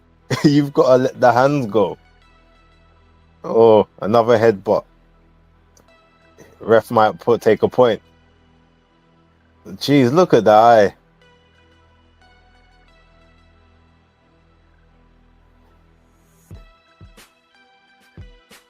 Oof. Oof. I mean, both. Katie needs to stop targeting that eye. That's not going to benefit her.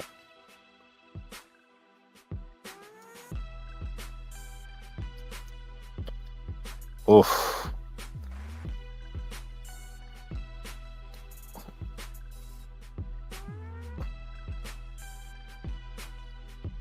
Ooh. Oof. Ooh. Katie trying to smother the work. The ref's going to take a point. He's taking a point.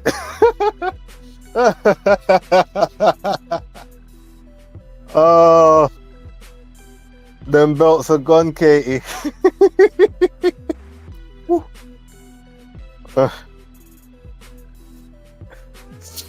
Round 8 just started. All right, my round 7 just finished, so. All right. Oh man, that cut.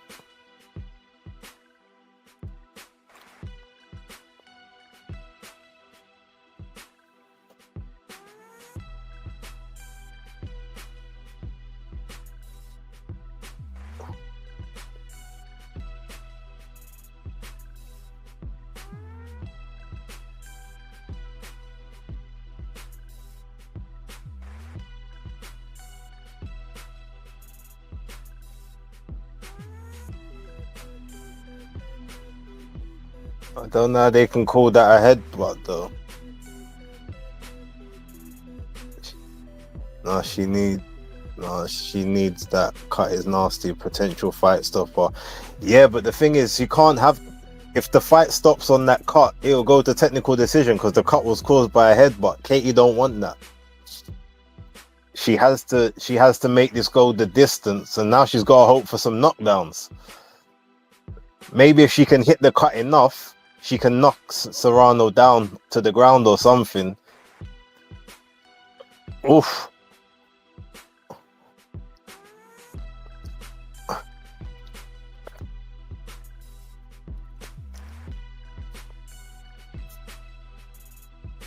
But the power game ain't her game, so.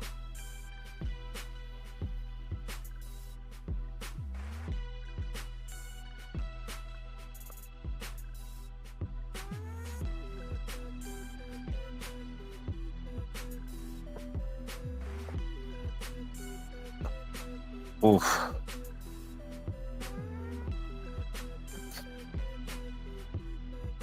I don't know if this. I mean, I haven't seen the whole thing, but I'm not sure if I could say this one's better than the last fight. But I could see Katie getting another point taken off here. I mean, they just letting hands fly at this point.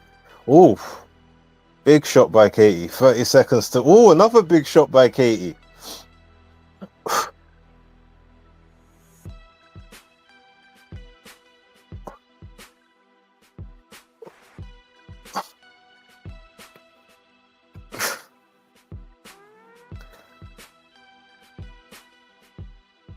Ooh.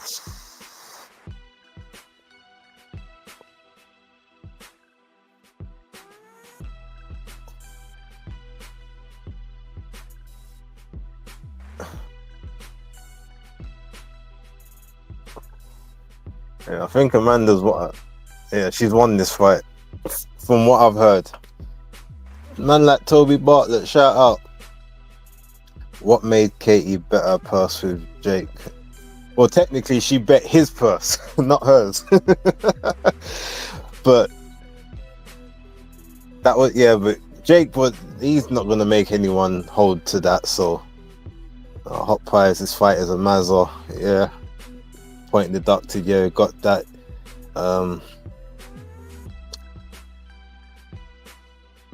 Why is Katie headbutting so much? She's going in, she's trying to go in with the high guard. There's times, I don't think she's leading with her head. I think because it's the Southpaw and the Orthodox, they're on the same side. So they're both leaning to the same side when they're coming in. So, but boy, last round, touch gloves and that. All right, let's see what happens. Katie's got to go for broke here.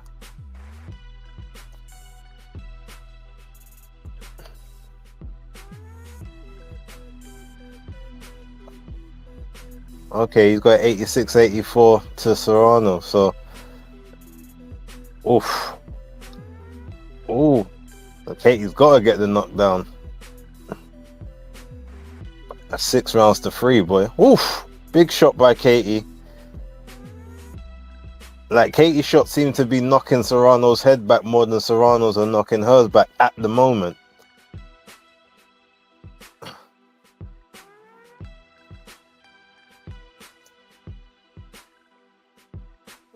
Oof.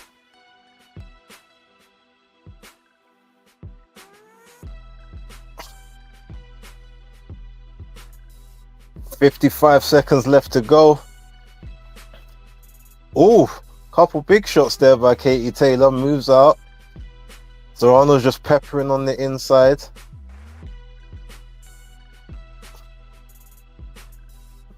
Oof.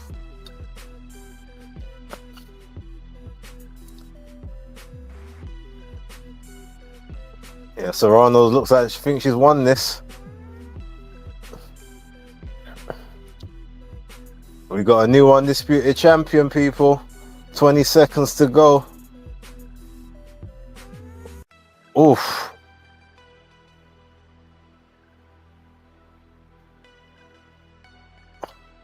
Ooh.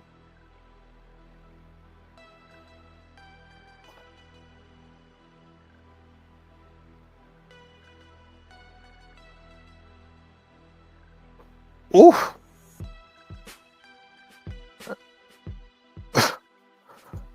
Amanda didn't even want to hug her this time. Not like the last time. She's like, no, you don't get a proper hug after you bust my head open like that. I can't call the fight. I can't say who won or who lost, but hearing from you guys, it sounds like Amanda won and deservedly so. I don't know how close them score. Boy, imagine if they're like some 90, 99, 91 scorecards or 98, 92. I could imagine it because we've seen that earlier on in the night. But that cut is ridiculous. Amanda ain't fighting again at the earliest until next September.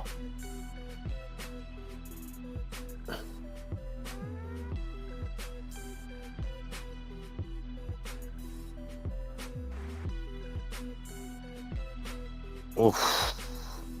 Oof. Oh, these highlights are nice.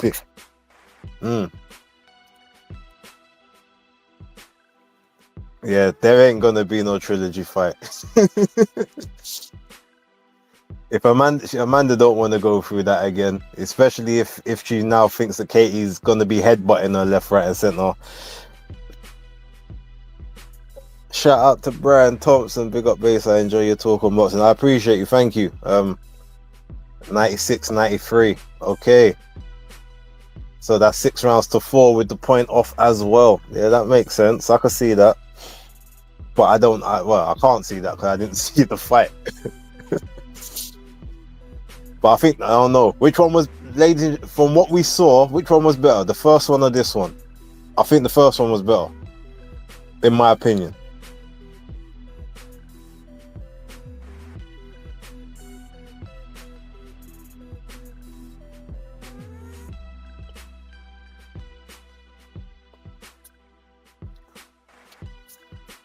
Oh,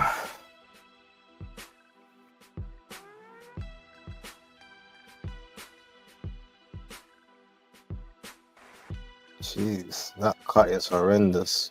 Right on the eyelid as well. Toby says the first one definitely the better fight. Yeah, I agree. Oh, poor man. The skin is literally hanging off the eyelid. Oh, poor Amanda. That's gonna take some major surgery.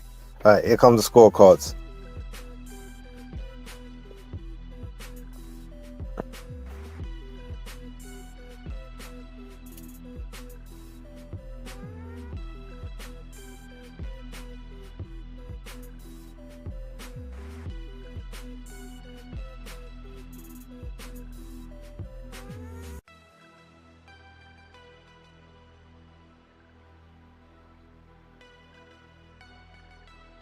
$95, $94 to Amanda.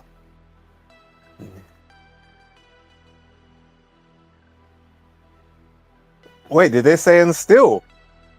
Oh, oh shit. Oh, 6 rounds to 4 with a point deduction. I don't know. I didn't see the whole fight. My prediction was that Katie would win the fight, but she wouldn't get it on the scorecards. But I don't know about that one.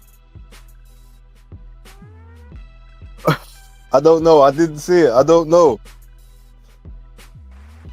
Oh snap.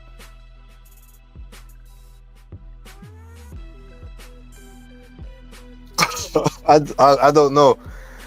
Here's the thing though, like, how could Amanda get robbed? It's her promotion.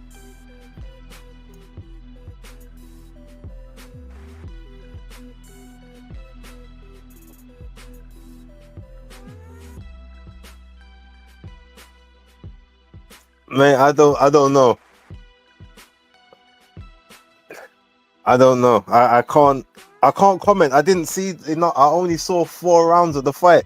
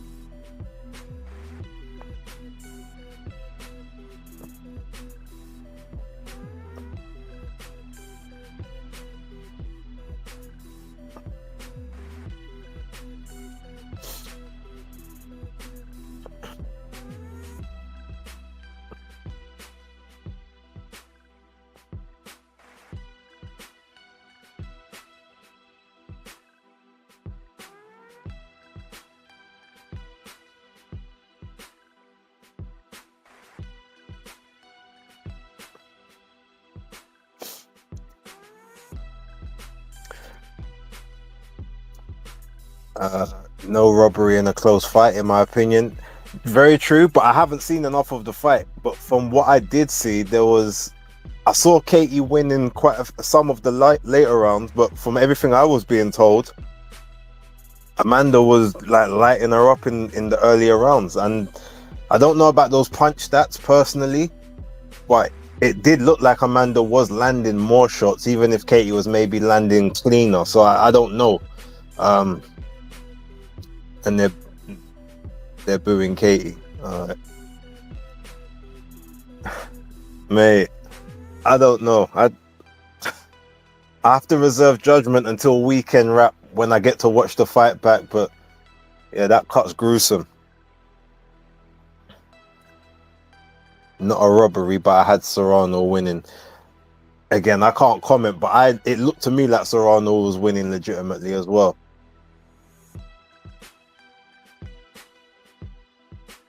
I was with you, Base. I thought Katie would win the fight and be fixed on the cards.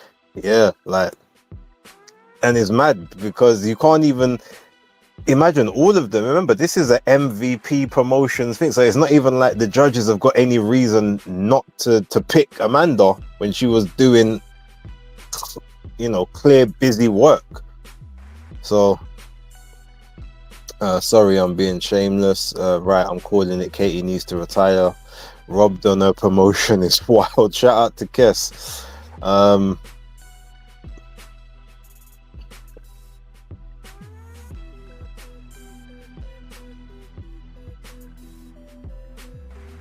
Fight was hella close. I know it's 2-0, but we gotta do it. Well, yeah, let's go. Well, Katie said that she'll go Croke Park.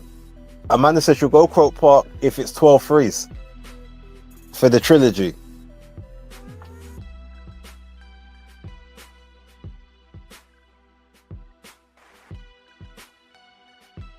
Oof.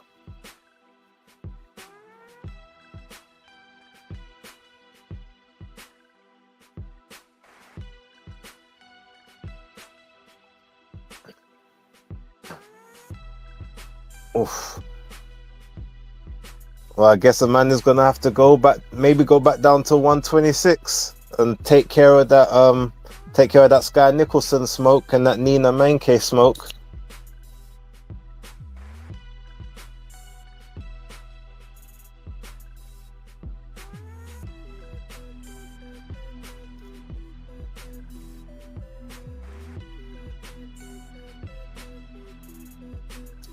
You know, congratulations to both. I wish I was able to give an opinion on this.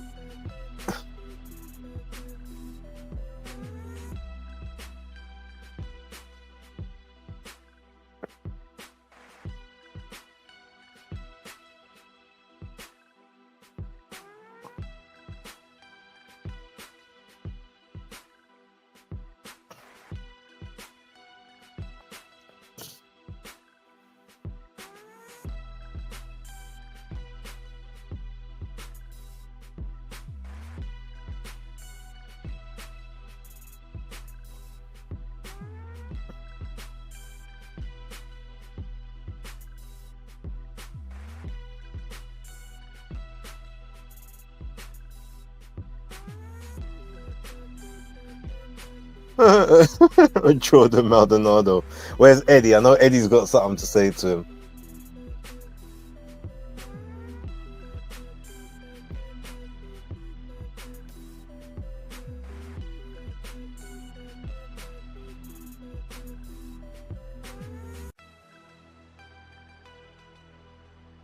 Oh, stop talking about the free division thing. You lot wanted to do it, innit? So that you got an excuse if you lose. Jordan, stop being a dickhead. Just accept it, man.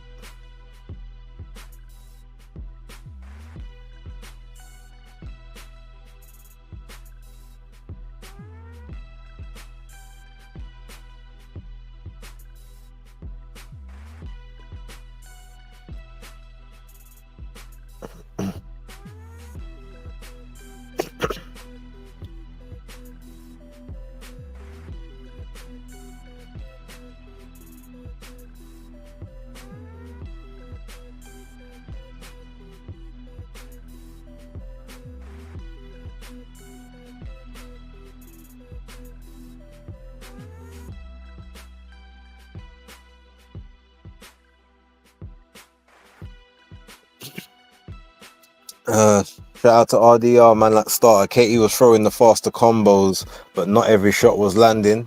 It's true, but the same could be said with Amanda. But I think that Katie's shots were having more impact or more visible effect on the judges. Katie had the clean work. Yeah, I think that's what I was seeing in the rounds that I saw. Serrano volume was immense. Yep. Katie wants no part of 12 threes. Serrano is a beast non-stop. Yeah, even with that eye looking as gruesome as it does, like, shout out to her, innit? Tony, she wants nothing to do with 12 threes. Katie Honda.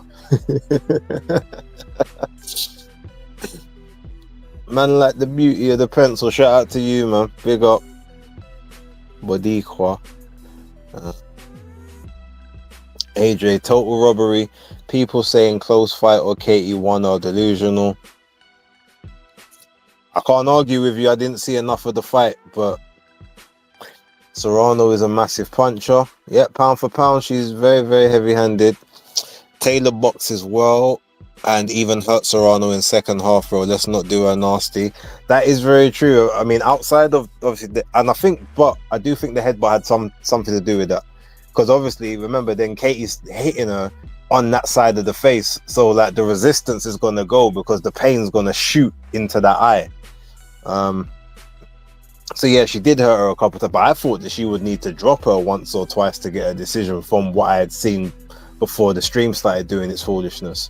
Man, like Life for Bud, shout out to you. They overdoing the Katie Taylor headbutt criticism. Serrano was pulling her in by her neck. Yeah, some of the head clashes was because they was orthodox and southpaw, and they was leading in the same direction. One's leaning to their right, the other one's leaning to their left, and it's just how they was kind of coming together. There were some in there where I won't say it was intentional headbutts. It was more like trying to put the guard up and get on the inside. But you know, Jordan Maldonado loves to make a mountain out of things, and he basically takes the heat for Amanda, because Amanda, you know, is nice and she won't really say certain things and criticize, but then you've got Jordan will go and be the bad guy but say all the things that maybe that Amanda's thinking but she doesn't want to say. Katie played it smart. Shout out to man like Dan the Man, hardest working guy, SC15. Yeah, I mean, again, I gotta keep saying the same thing. I can't comment on whether I think people are saying what they're saying is right or wrong. I didn't see enough of the fight. Big up to Katie. Is your stream doing the madness? Mine keeps buffering. Mine's not buffering now, but it stopped buffering from about round 7 onwards. But before then, every second, like, I couldn't even turn it on.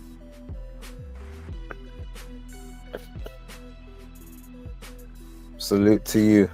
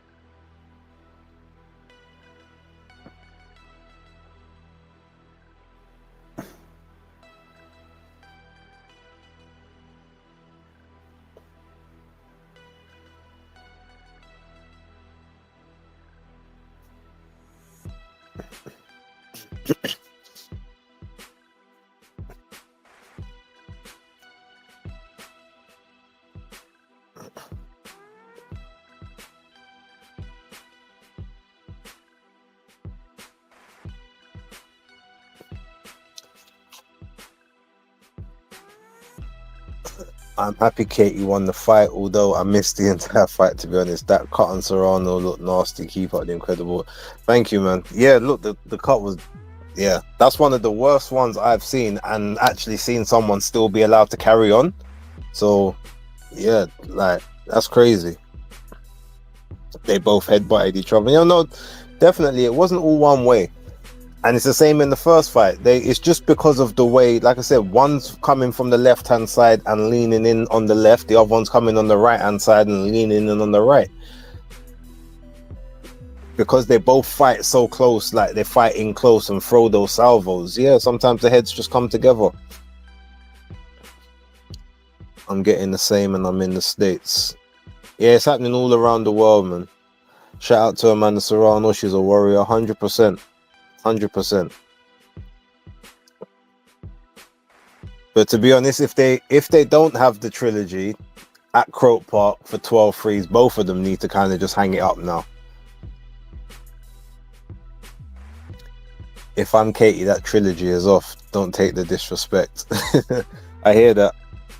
Father, yeah, set off into the sunset with your $6 million purse. Oh man, like Hot Pies with the $4.99 super chat. Thank you very much. I appreciate that, especially considering the fact that this stream hasn't been the greatest for everyone, with all the buffering that my system was doing, and then the Netflix not even able to call the action for everyone. Like, I appreciate it. Thank you. I'll try and do better for the one this evening. Round 5 was a turning point after the headbutt. That sounds like a fair assessment, because that's what it did. I did hear three people say, "Oh, it looks like it's starting to trade from then." Oh, beauty of the pencil, have one on you. Appreciate you, man. I'll buy myself a nice bottle of Fanta with that tomorrow after the gym. It'd be well deserved. Would you not do Dubois versus? No, I wouldn't. Don't get me wrong. I am a big Caroline Dubois supporter. Everyone knows that. Capricorn girl, just like myself. Her birthday is the day before mine. Me and Caroline are tight, but I don't need to see her take on a 38-year-old, about to be 39-year-old Katie Taylor. I'd rather Katie retires and then Dubois just is the next in line. Like, Katie's done too much work to then just to get picked off by the next generation, innit? Like, she deserves to just go out on the current run, go out with the old guard, let the new guard come up together and fight each other. Amanda, maximum respect. Hot Pies, yep. Serrano rocked Katie first round. Yep, that's the one thing I did see a replay of. Sorry, a bit tired from work, so my typing's off. Hey man, you send super chats, I don't care what you type. Shout out, but no, it's appreciated. Really, it really is appreciated. Thank you very much. And Hot Pies, like, love to both of you.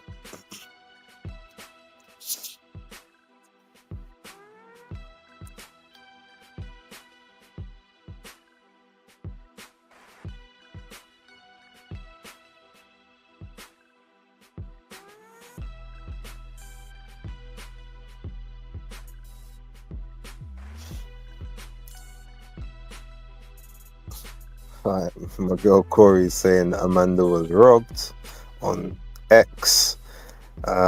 Caroline says, "No, I definitely thought Katie was coming in with her head, leaning on her with her head, rubbing up on her cut with her head. Maybe it's a subconscious thing she does when she gets tired, but her head is definitely a weapon."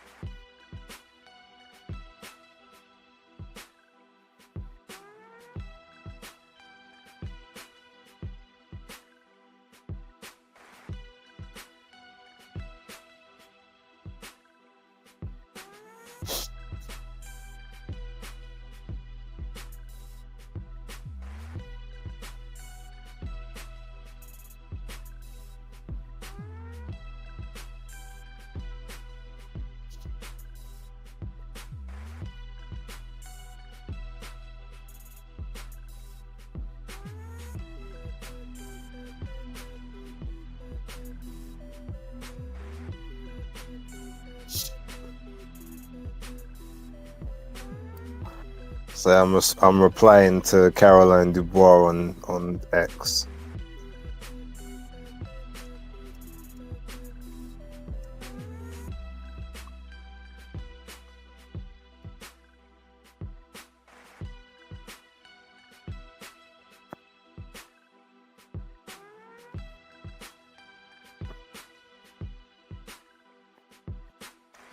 Oh, okay. Rob Tebbett. I had Katie Taylor, a 95-94 winner over Amanda Serrano. Okay. Plenty of close rounds and some terrific back and forth action, but I had Taylor squeaking through by the narrowest of margins. Another brilliant fight between the two. And his scorecard, he gave Serrano the first round. He gave Taylor rounds 2 and 3. He gave Serrano the 4th. He gave Taylor rounds 5 and 6. He gave Serrano the 7th. And then he gave Taylor the 8th, but it was a 9-9 because of the point deduction. And then he gave Taylor the 9th, and then gave Serrano the 10th. Okay, it's interesting. Katie hand speed is too much for everyone except Amanda. Yeah, because Amanda's got the volume. Facts, I see it like that too, Base. Same with Crawford. Stay fighting the crop from his era. He don't need the new set. Yeah. They got good crowd in there tonight and good atmosphere. Yeah, I mean 70,000. I know that place holds about 80,000, but I think they got about 70 in there. Imagine Shaquille O'Neal is sat in front of you, ruined your whole night. Yeah, maybe.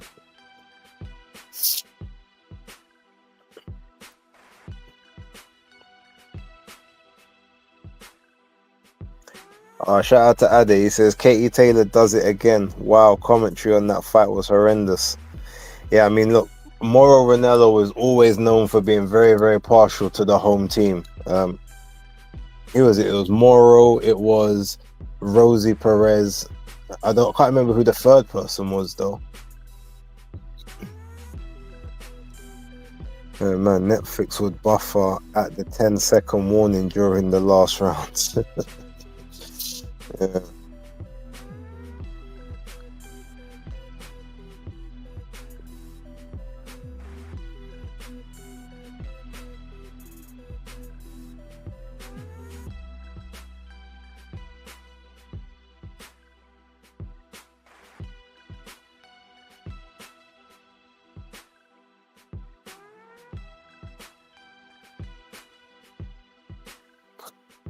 Okay, so when is this?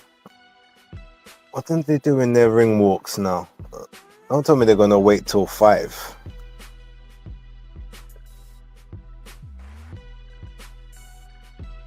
I'm surprised I'm still up, to be honest.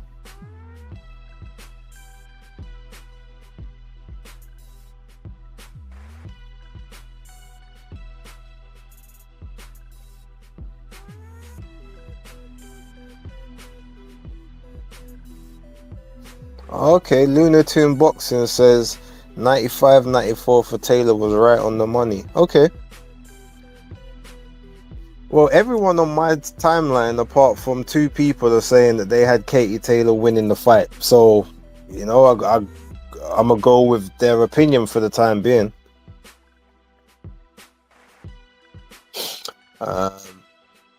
AT&T holds 100,000. Is it? I thought it was. I thought they said it was 80. But okay. Biggest stadium in the NFL. Okay. Thanks for the heads up there, Tony. Ryan Hutchinson, Base. Off topic. Have you heard anything about? I haven't spoken to Chris since he dropped that last post about the family stuff. I did reach out the other day, but I haven't heard anything. So no, I haven't heard anything from him. I hope he's doing well. I hope whatever the situation is getting resolved. And I hope he comes back, because Chris had some of the best content going. Like, in terms of just in terms of being like an excellent analyst and being able to read patterns and break down fights and critical thinking. Like, he was one of the best. So I do hope he comes back. But more importantly, I hope that him and his family are well, or whatever's happening is fixed or getting sorted. I saw Shushu win early, then had a sleep. Yeah. Thing is, Lucas Bardi and Mario Barrios mash up my accumulator. Bardi didn't. He was supposed to get the knockout. He didn't perform to task. And Barrios didn't win. I had him supposed to win by decision, and obviously he got the draw, which I don't know if I agree with. But yeah, although I think they do give. I think sometimes they might void. If you don't give a option, then I think they actually they void that bet if it goes to a draw, and you get the money back on that one. But yeah.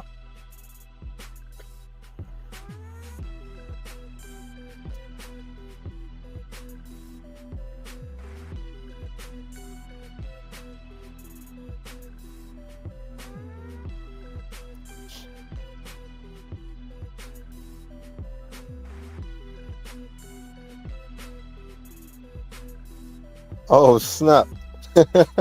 So after Amanda said all that in the ring, check this now. She just tweeted. She goes, to my fans, I'm going to always give it everything I have. I'm a ruthless warrior and Katie is my body, but damn, her best attribute is her head. No punching power, but hard ass head. LOL. And then she's got a picture of the cut.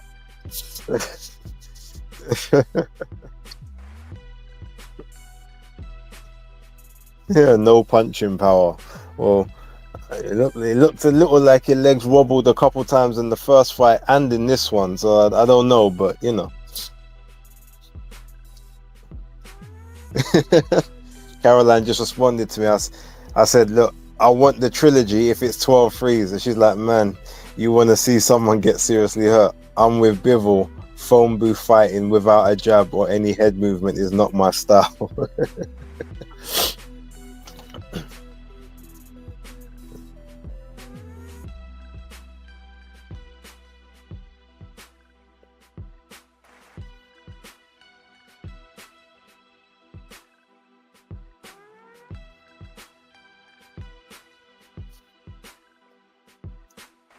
I'm going to have to actually shout Caroline. I got to get her back on the channel soon.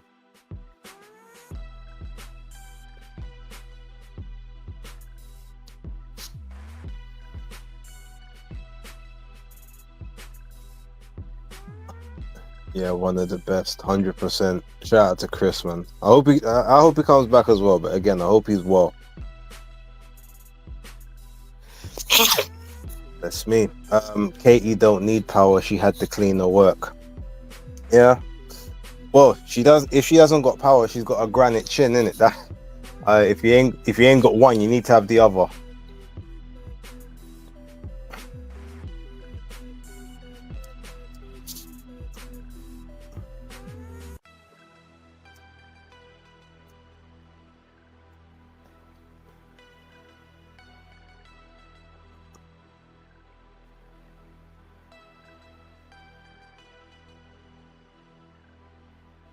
Oh, Terence Crawford said it was fight of the year again. Okay.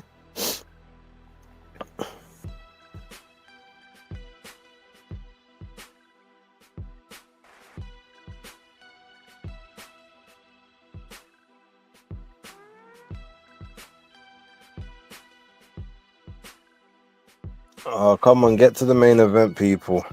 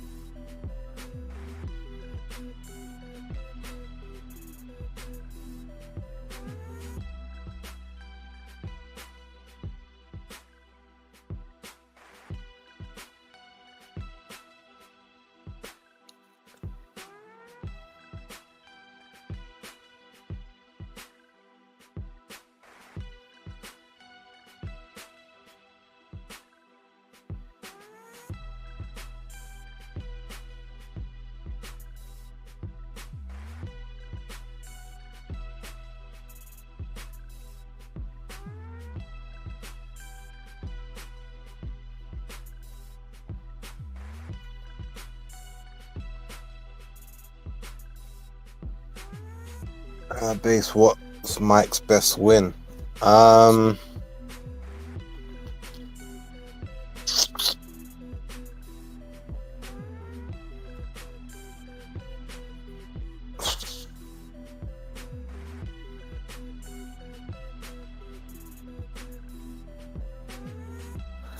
not sure what I would think is. What do you want to judge it on? What I think his best fight was, or like the best opponent he ever beat? Because I feel like there's two different answers that I could give. So let me know what criteria you're working from, or if you just want me to give, an answer, then yeah, I'll give one. Both. Okay, so I think that his actual best win was,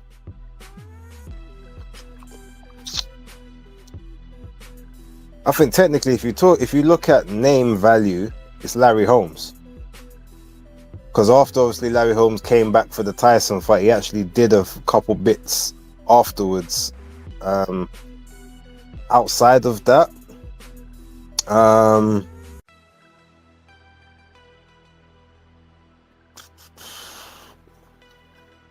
mean, Bone Crusher Smith, I think was a pretty good win. Pinkland Thomas was a win that aged well.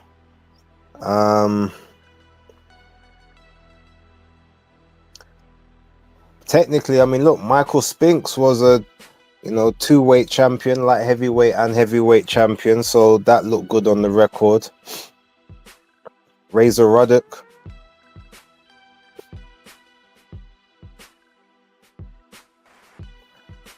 I'd probably say, if I had to nail it down to one, I'd probably say Larry Holmes.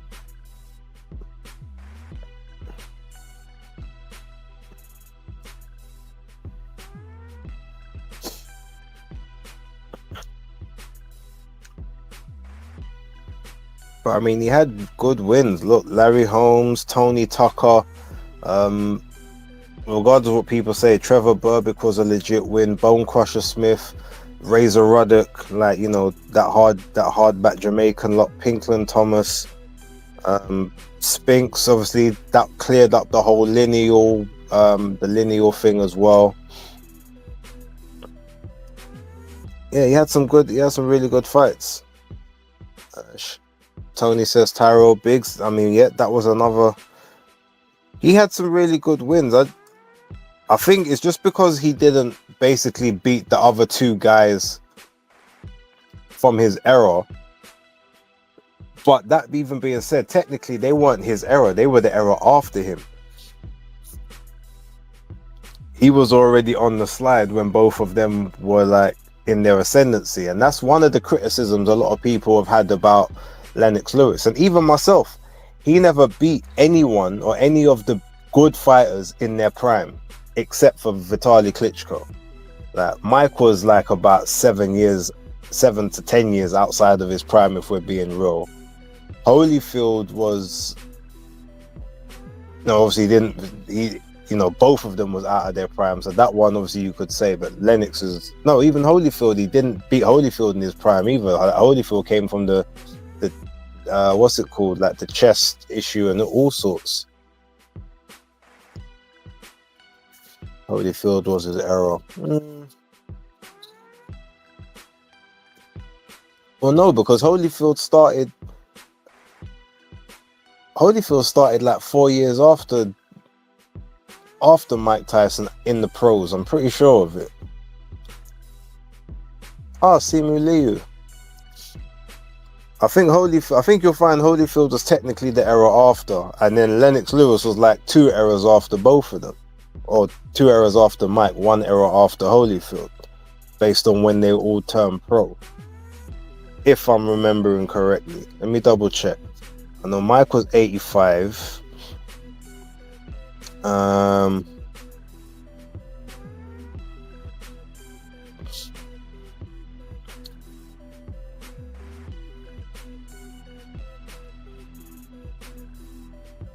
Oh no, Tony, you're right. Yeah, because Holyfield was like 84. He started, innit?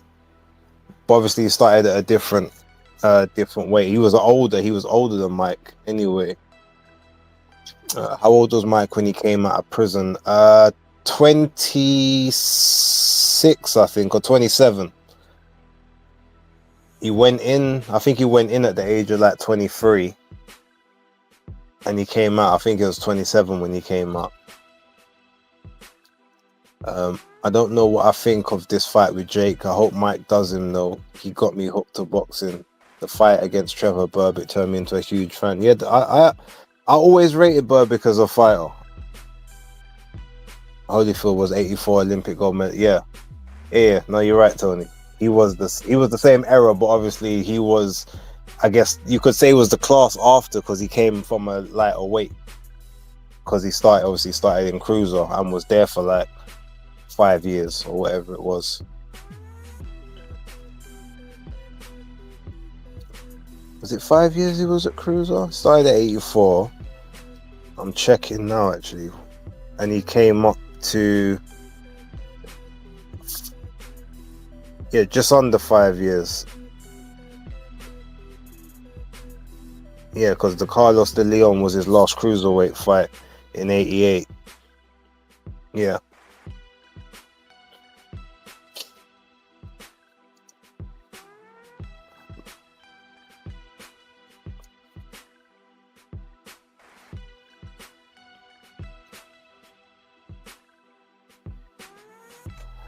But yeah, the funny thing is, if Tyson wasn't around in that early part of like the 80s or the mid 80s and the early 90s, people like Tony Tubbs and Tyrell Biggs, Spinks, Leon Spinks, Trevor Berbick, Pinklon Thomas, Tony Tucker, Bone Crusher Smith, they would have got more, they would get more ratings because the majority of them would have ended up being champions, and a lot of them were champions until Mike came and consolidated the division. So yeah, I don't really like when half of them get they get treated like they were some joke people. They weren't. They were good fighters, and they were all fighting each other regularly, hence why there was always wins and losses.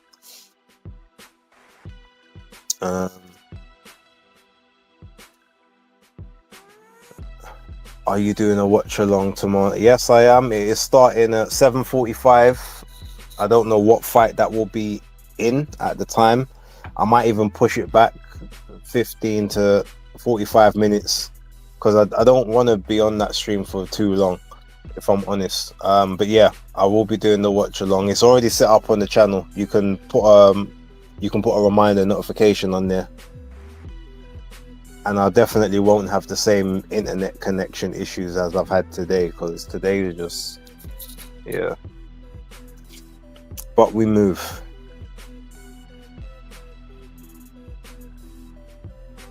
All right, so we're finally getting to that main event. Ring walks are coming now.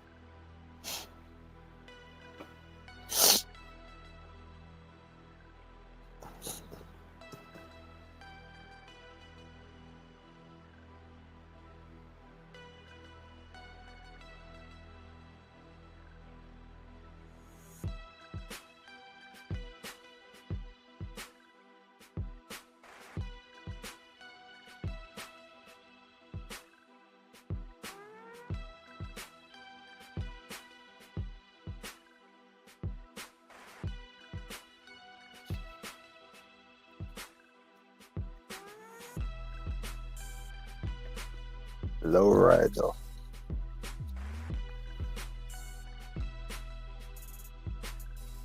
So he got his name first on the poster, but he's coming out first, and he's got the pigeon with him that Mike said he was going to feed to his falcon.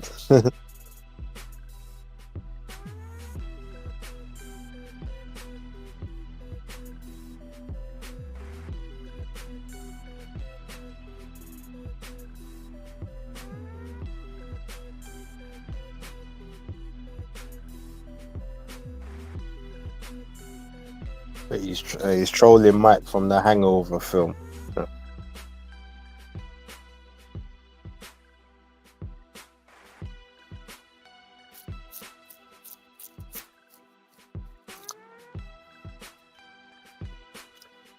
Still can't believe I'm about to watch Mike Tyson versus Jake Paul. How crazy is this world?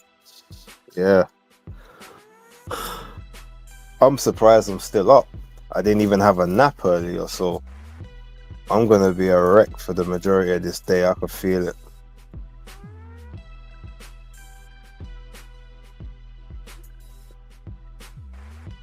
Bare caffeine's gonna have to run.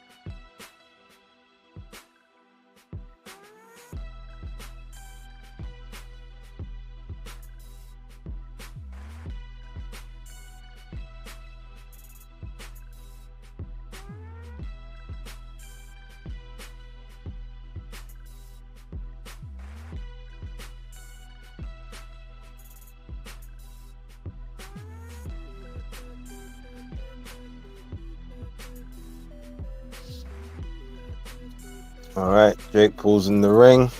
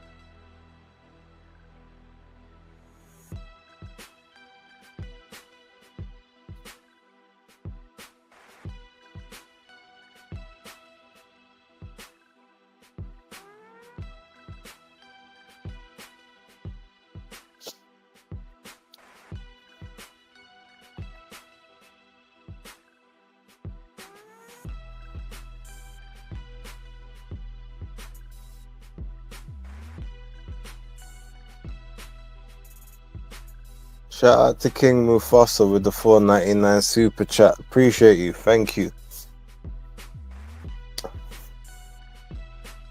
All right. Come on, Mike. Get into the ring. Let's do this.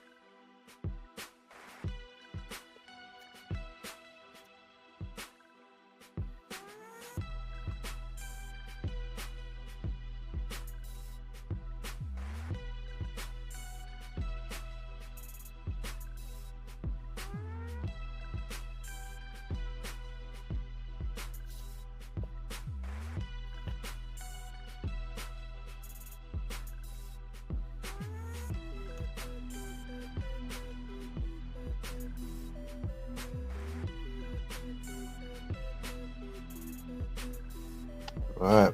Tyson's walking to the ring. Has he got the? He's got the little black. Okay. Out in all black, just like LF go. Okay. Oh, with the knee brace and everything.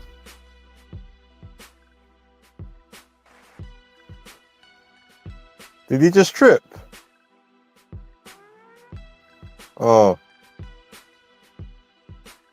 Oh, he's got the knee brace on now. He almost looks like he's resigned to his warrior's fate.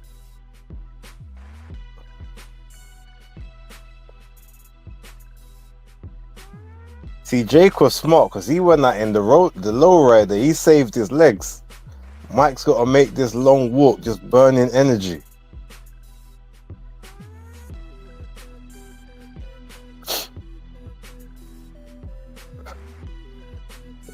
Oh,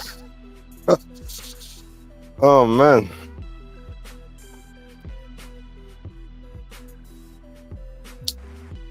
I legit don't know what I'm expecting to see.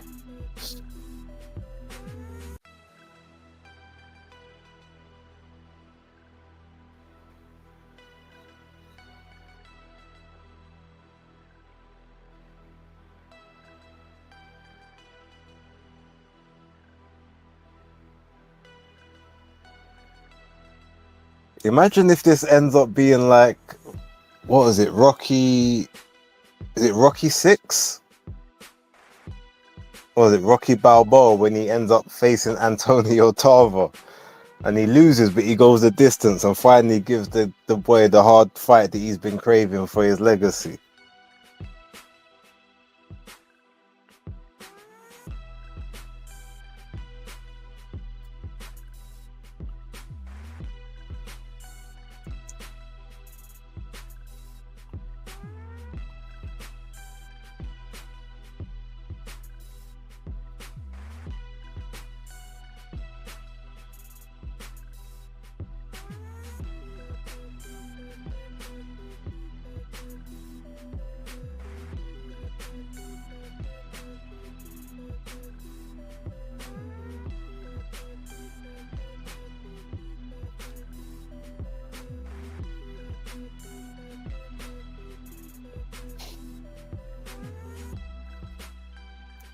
Shout out to Star Fox. Morning, lads. I woke up randomly to find the whole world up to watch this nonsense fight.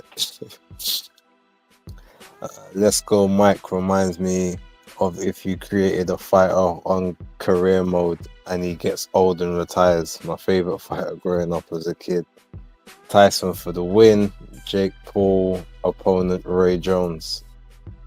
Oh, I think your next Jake Paul opponent.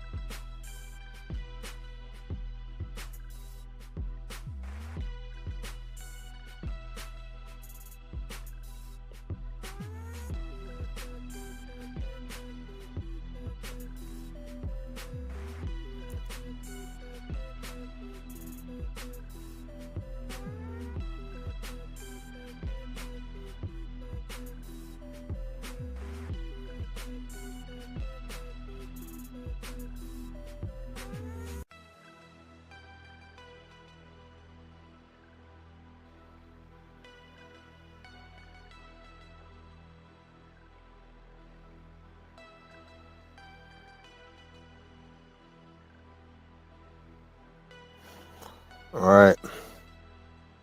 Hopefully this ain't Holyfield Belfort settings. Jake might dig up his next opponent if they get any older. James' best chance of winning is by KO. I don't want to watch, but I'm compelled. Alright. We got to get into the mood. So now the tweeter phone is going down and the music is getting off, and we got to get into the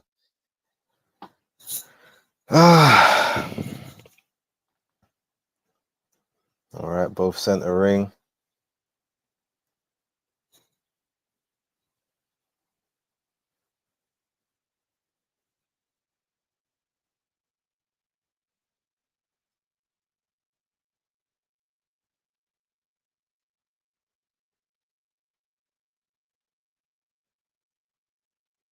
Okay, we're about to get into round one, people.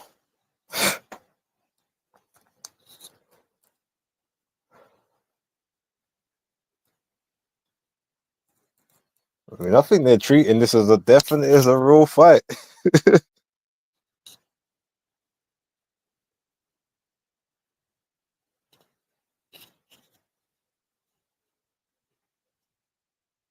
$1 million in his wardrobe, yeah, for this fight. Okay.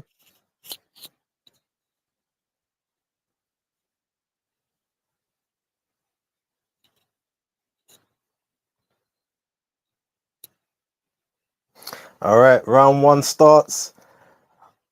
Mike's taking center of the ring. Jake's walking around. Mike's trying to fight, trying to catch him, trying to work with the jab, trying to slip on the inside. He gets close to Jake. They tie up. Jake spins him, puts him on the ropes. The referee breaks them. Mike back out to the center. Jake tries to throw a right hand, misses that. Oh, Tyson with the peekaboo catches Jake with the left hand on the peekaboo. Jake catches. Oh, big shot there by Mike. Jake got caught with that one.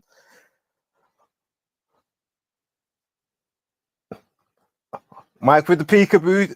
Oh, he's got Jake on the ropes. Jake ties him up. Tries and he's pushed him back towards the center. Jake's looking a bit nervous. The referee breaks them. Tyson pushes the referee out the way.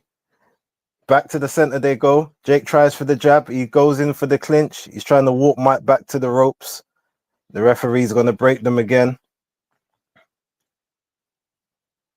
55 seconds.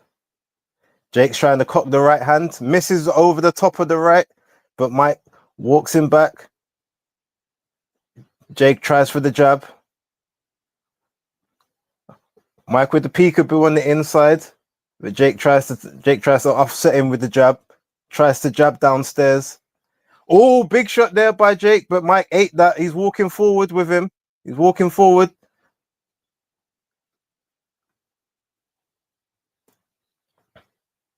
Jake with the jab again. Mike's walking forward in a straight line. Peekaboo down. Catches Jake. Looks like he hit him low. Referee's telling him to get those shots up. 10 seconds left.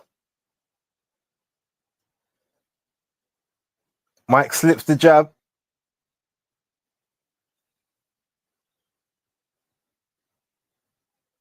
And that's the end of round one. Mike goes back to the corner. Okay, I think Mike landed the best shot of that fight. Or that round, sorry. Jake landed a good one, but Mike ate that.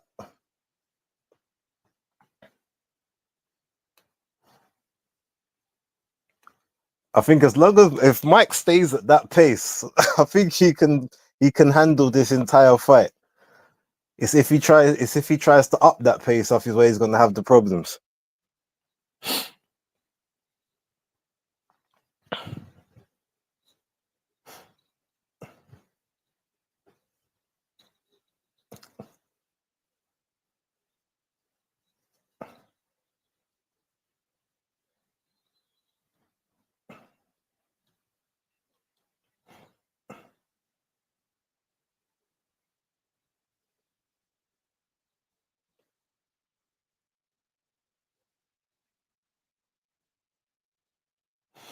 Okay, second round out now. Jake's still moving around.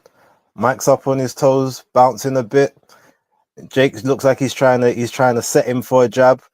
Mike tries to cut the distance, triple jab in, but Jake gets out the way.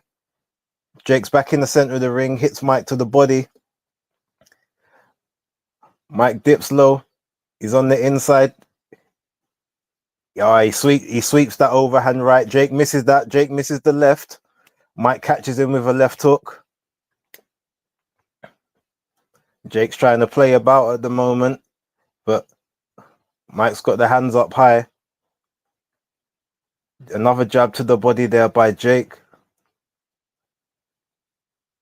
Mike with the head movement side to side. Jake can't seem to catch him with the timing. Jake misses the uppercut, tries the uppercut, misses that. Mike on the inside, pounds him to the body, hook up top. Jake ties him up, hooks up underarms. The referee's breaking him.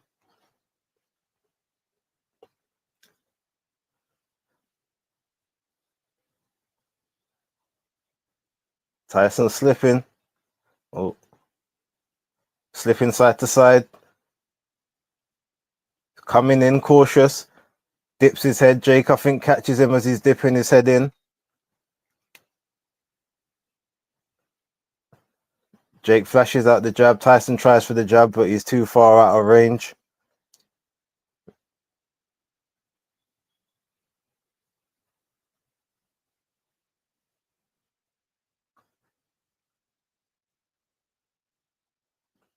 Paul's just moving around. He's trying to touch him with the jab. Mike slipping left to right. Mike misses with the right hand and misses with the leaping left hook. But Paul is keeping his distance.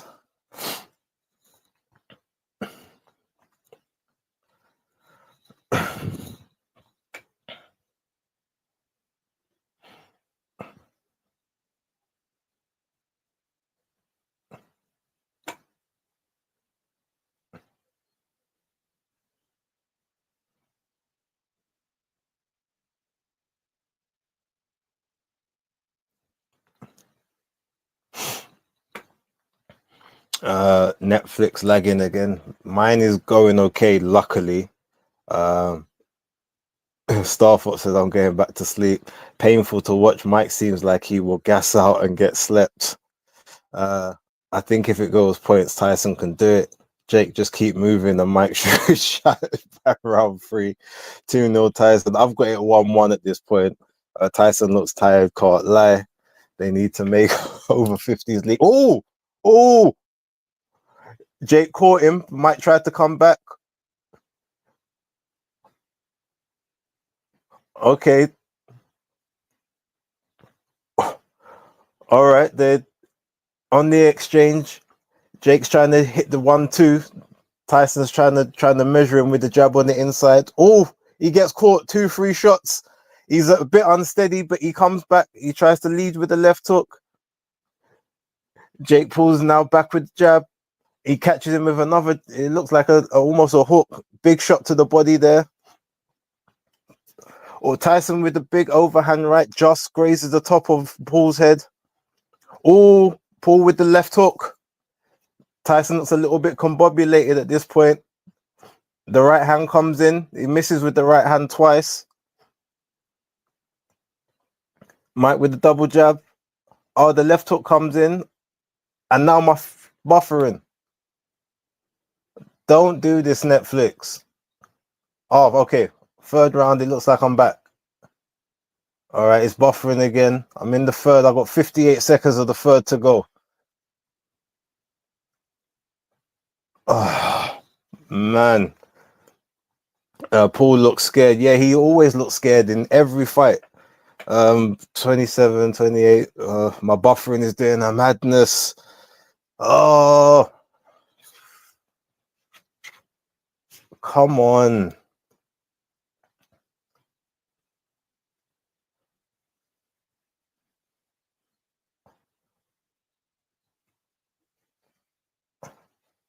Okay, I've got no idea how this round is playing out.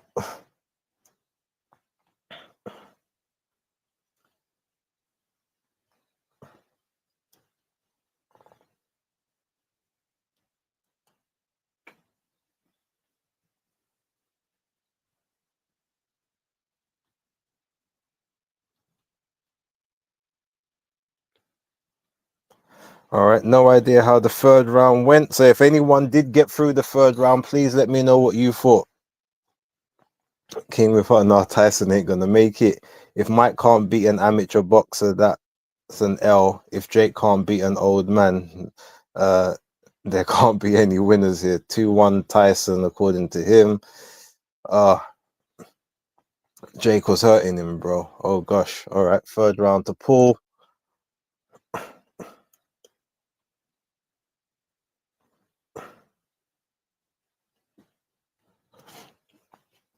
Jake Paul pushing the pace apparently.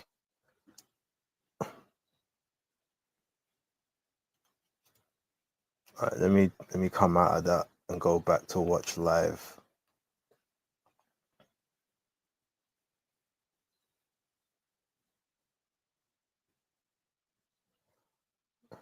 The beauty of the too sad to watch.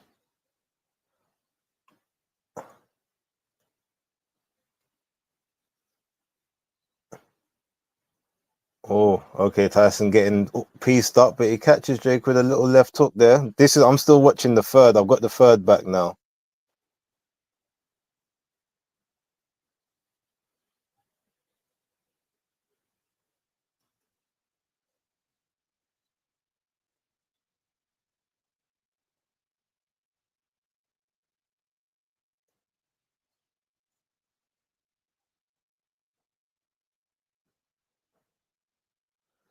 Why does it look like Mike's gum shield keeps falling out?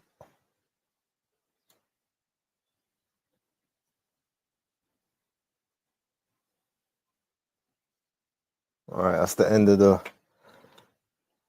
Tyson showing his age now.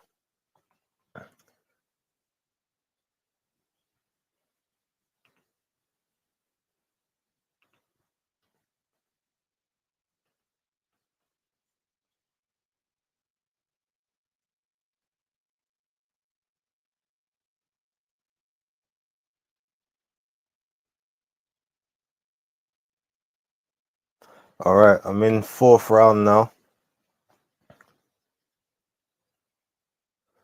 All right, Jake pulls out center ring, Mike sort of tries to claim center. Jake's on his toes. Mike's trying to be on his toes. Mike just can't seem to get into range at this point.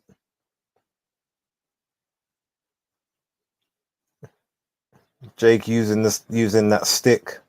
Oh, tries for the right hand as Mike dips down into it. Mike can't be at the end of the range. He's got to be on the inside. He's a bit of a stationary target at this point. Jake Paul he throws that right hand, but Mike blocks it.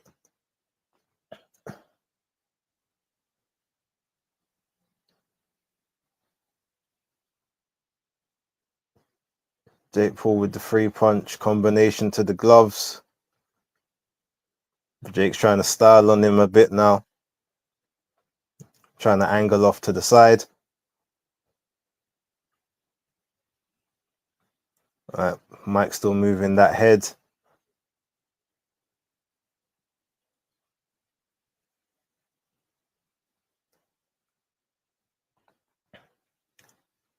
Shot to the body there by Paul.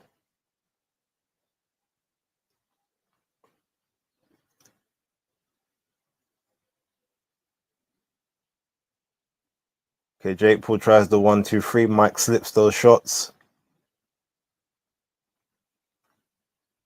20 seconds to go of round number 4.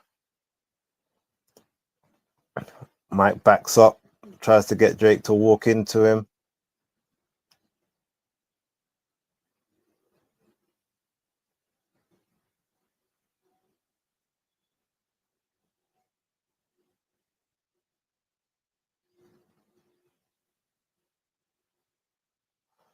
That's the end of round 4.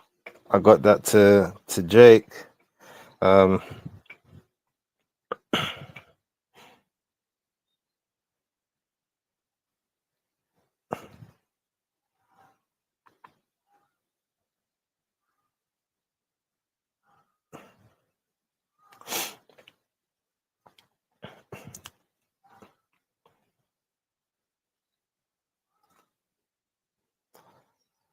Both looking tired. Yep. I told people the difference is Mike's tired because he's old. Jake's tired because he's got artificial weight on his body. Mike looking for Jake to make a mistake and fall in. He's 60. Most 60-year-olds need a Zimmer frame to assist their footwork. Tyson squares up constantly. Footwork also terrible. All right, round 5.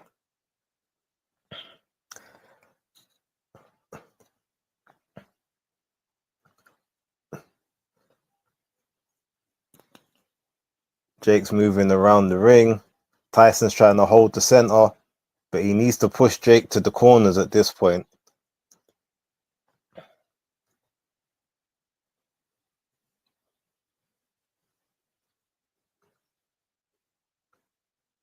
Oh, Jake tries for the overhand, misses it from out of range. He's too scared to get on the inside. Oh, catches him with an uppercut and a left hook there.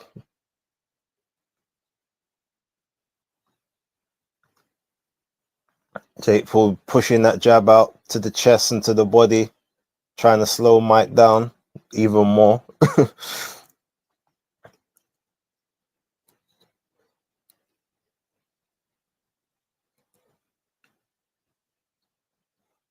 Jake Paul just stabbing to the body, keeping Mike at range at this point. Big stab to the body, pushes Mike towards the ropes, catches him with a left hook, but Mike also returns the favor with a left hook. Jake Paul with his hands down now, trying to go outside Mike's peripheral. He's put that right hand up to the chin. He doesn't want to get caught with the left hook. Mike jumps in with a leaping left hook and just misses with 20 seconds to go of the 5th round.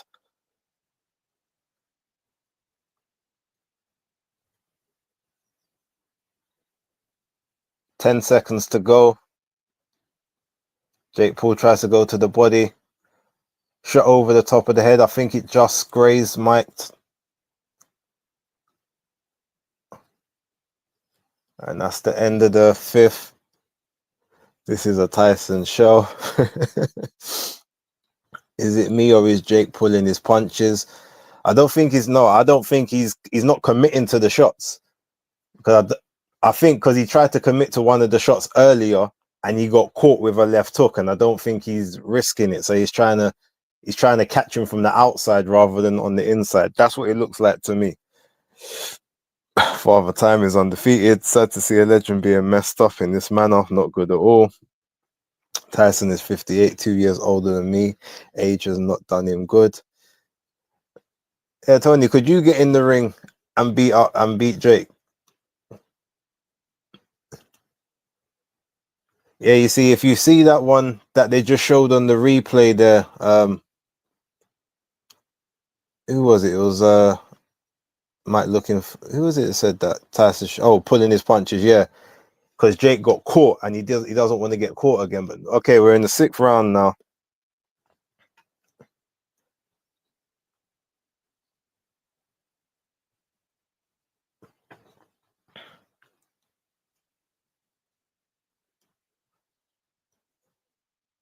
All right, Mike's moving about a bit.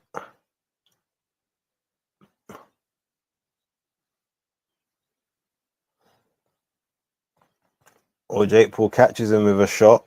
Mike tries to leap in. Jake's dancing around, moving laterally, making Mike have to turn on those bad legs, those bad knees. Mike's dipping up and down. He's holding center, but he just can't get close enough to Jake. He doesn't have the speed to get on the inside.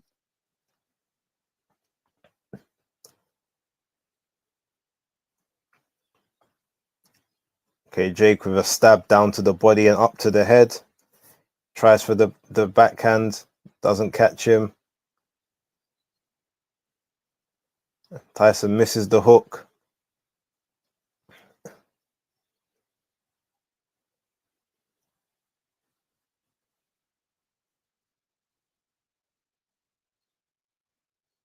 Double jab there by Paul. 25 seconds and 6 to go.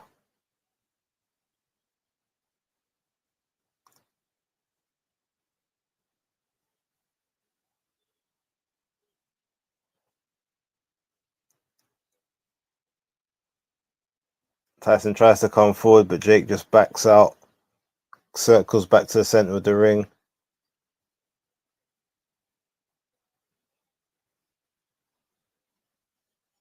That's the end of the 6th round. I move my feet way better than Mike. Yeah, I hear that. Uh, sixth to pull.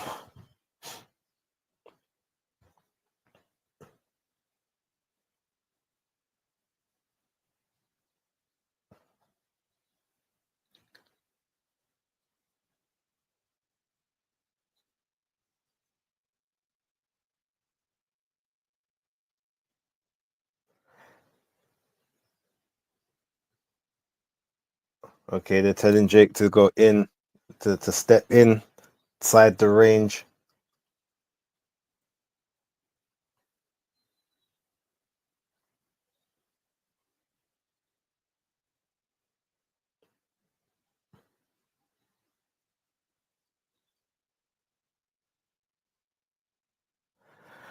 All right, round 7. Mike comes out, tries to be on the toes, jumps in with a hook. Jake catches it on the gloves, catches him with a left though.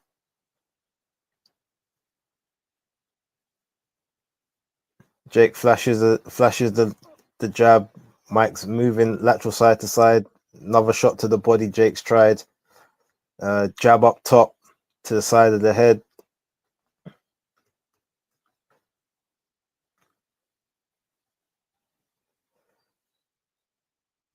Oh, it looks like Jake. I don't sure if he caught him that well with that shot. Mike rolled it.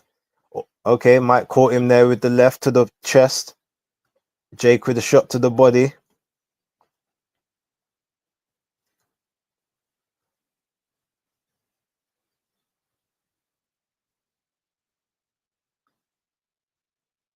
Double jab there by Jake.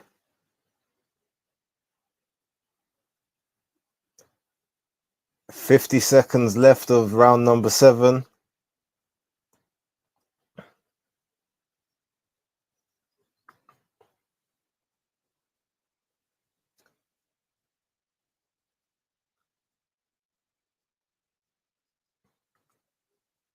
I mean, Jake's not landing anything clean, but he's the one throwing the shots. Mike's barely thrown anything. Mike's on the outside of range. He needs to get on the inside if he wants to do something. Oh, 2 shots there by Paul. And an uppercut, but Mike eats that, walks forward.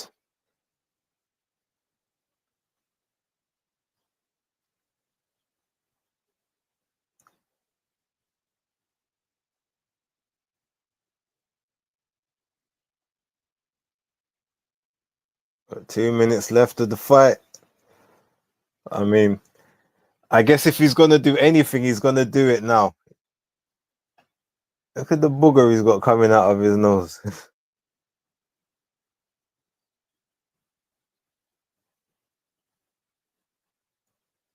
Yeah, Mike looks in pain. Yeah, it's um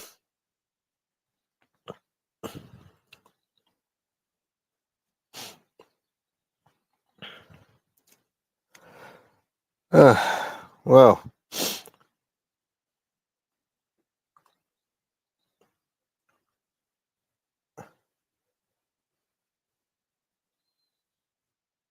all right. Now let's see if he goes for broke in the 8th.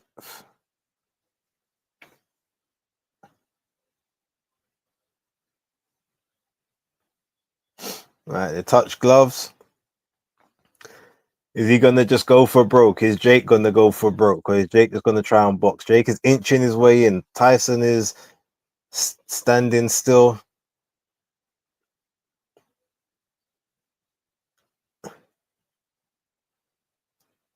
All right, Jake's inching forward, trying to hit to the body, trying to slow him down. It looks like Tyson's on the periphery of the shots. Jake misses the right, taps him with the left, 2-3, misses with left cross as well. Left hook, or left hook on the top of the head, but Mike comes back with his own left hook.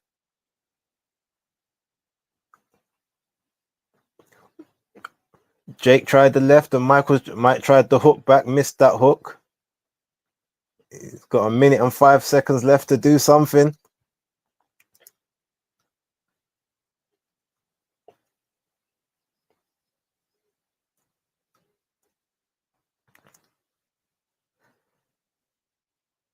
Jake with the jab to the face.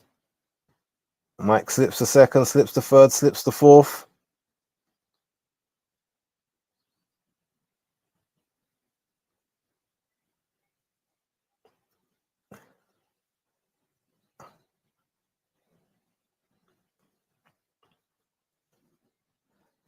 Oh, Jake with the right cross, but Mike eats that as well.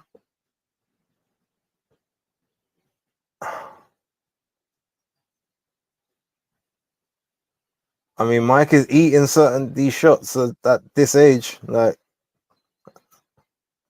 10 seconds to go, and it's pretty much it looks fundamental at this point.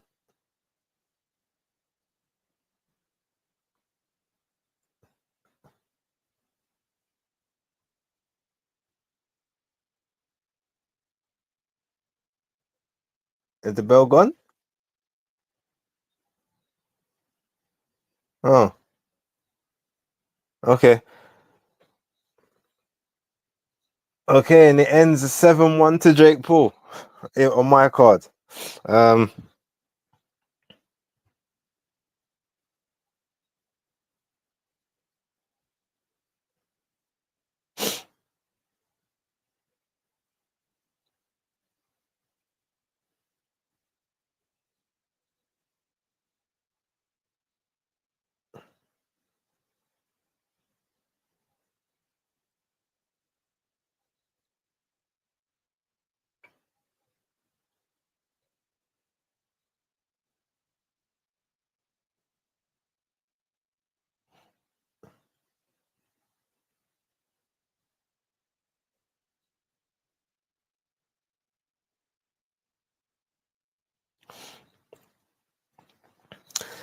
Okay.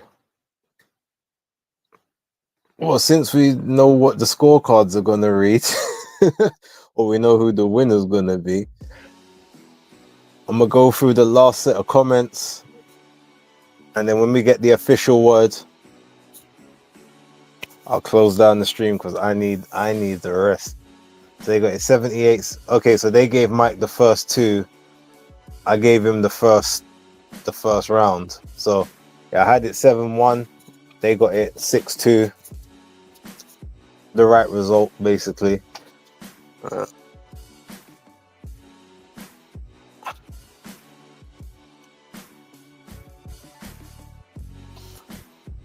Let's see what we say. Mike is a punch bag.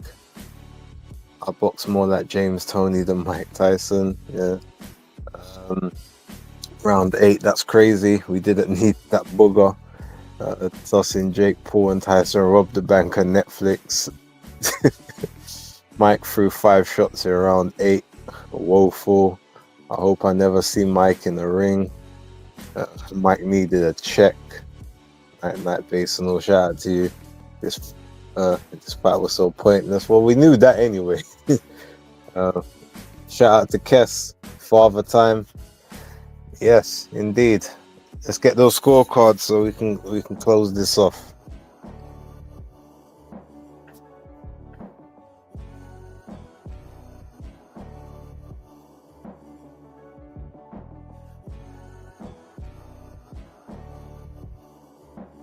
Okay, that's going for the ring to be cleared.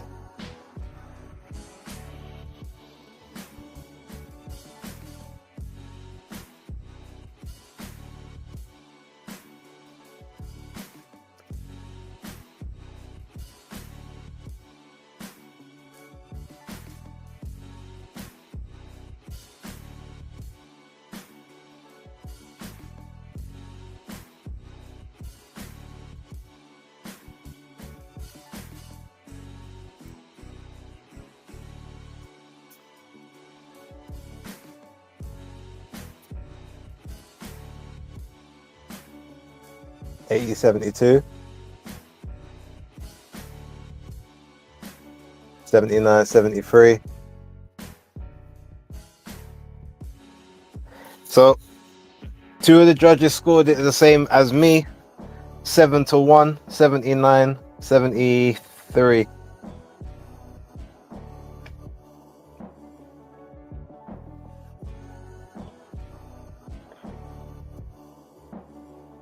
So yeah, I have no words to describe how deflated I feel watching that awful show. Oh, right, ladies and gentlemen, with that being said, thank you very much for being here. We're going to close off this stream. It's only right. Get some sleep. Come back and join me on the one tomorrow. It's going to be deep. But for right now, it's the Hardcore Casual out. Maybe I'ma make it, maybe I'm not. In time we'll see. But who better than me? I don't care if you agree. I ain't saying that I'm better than anyone. But who better than me?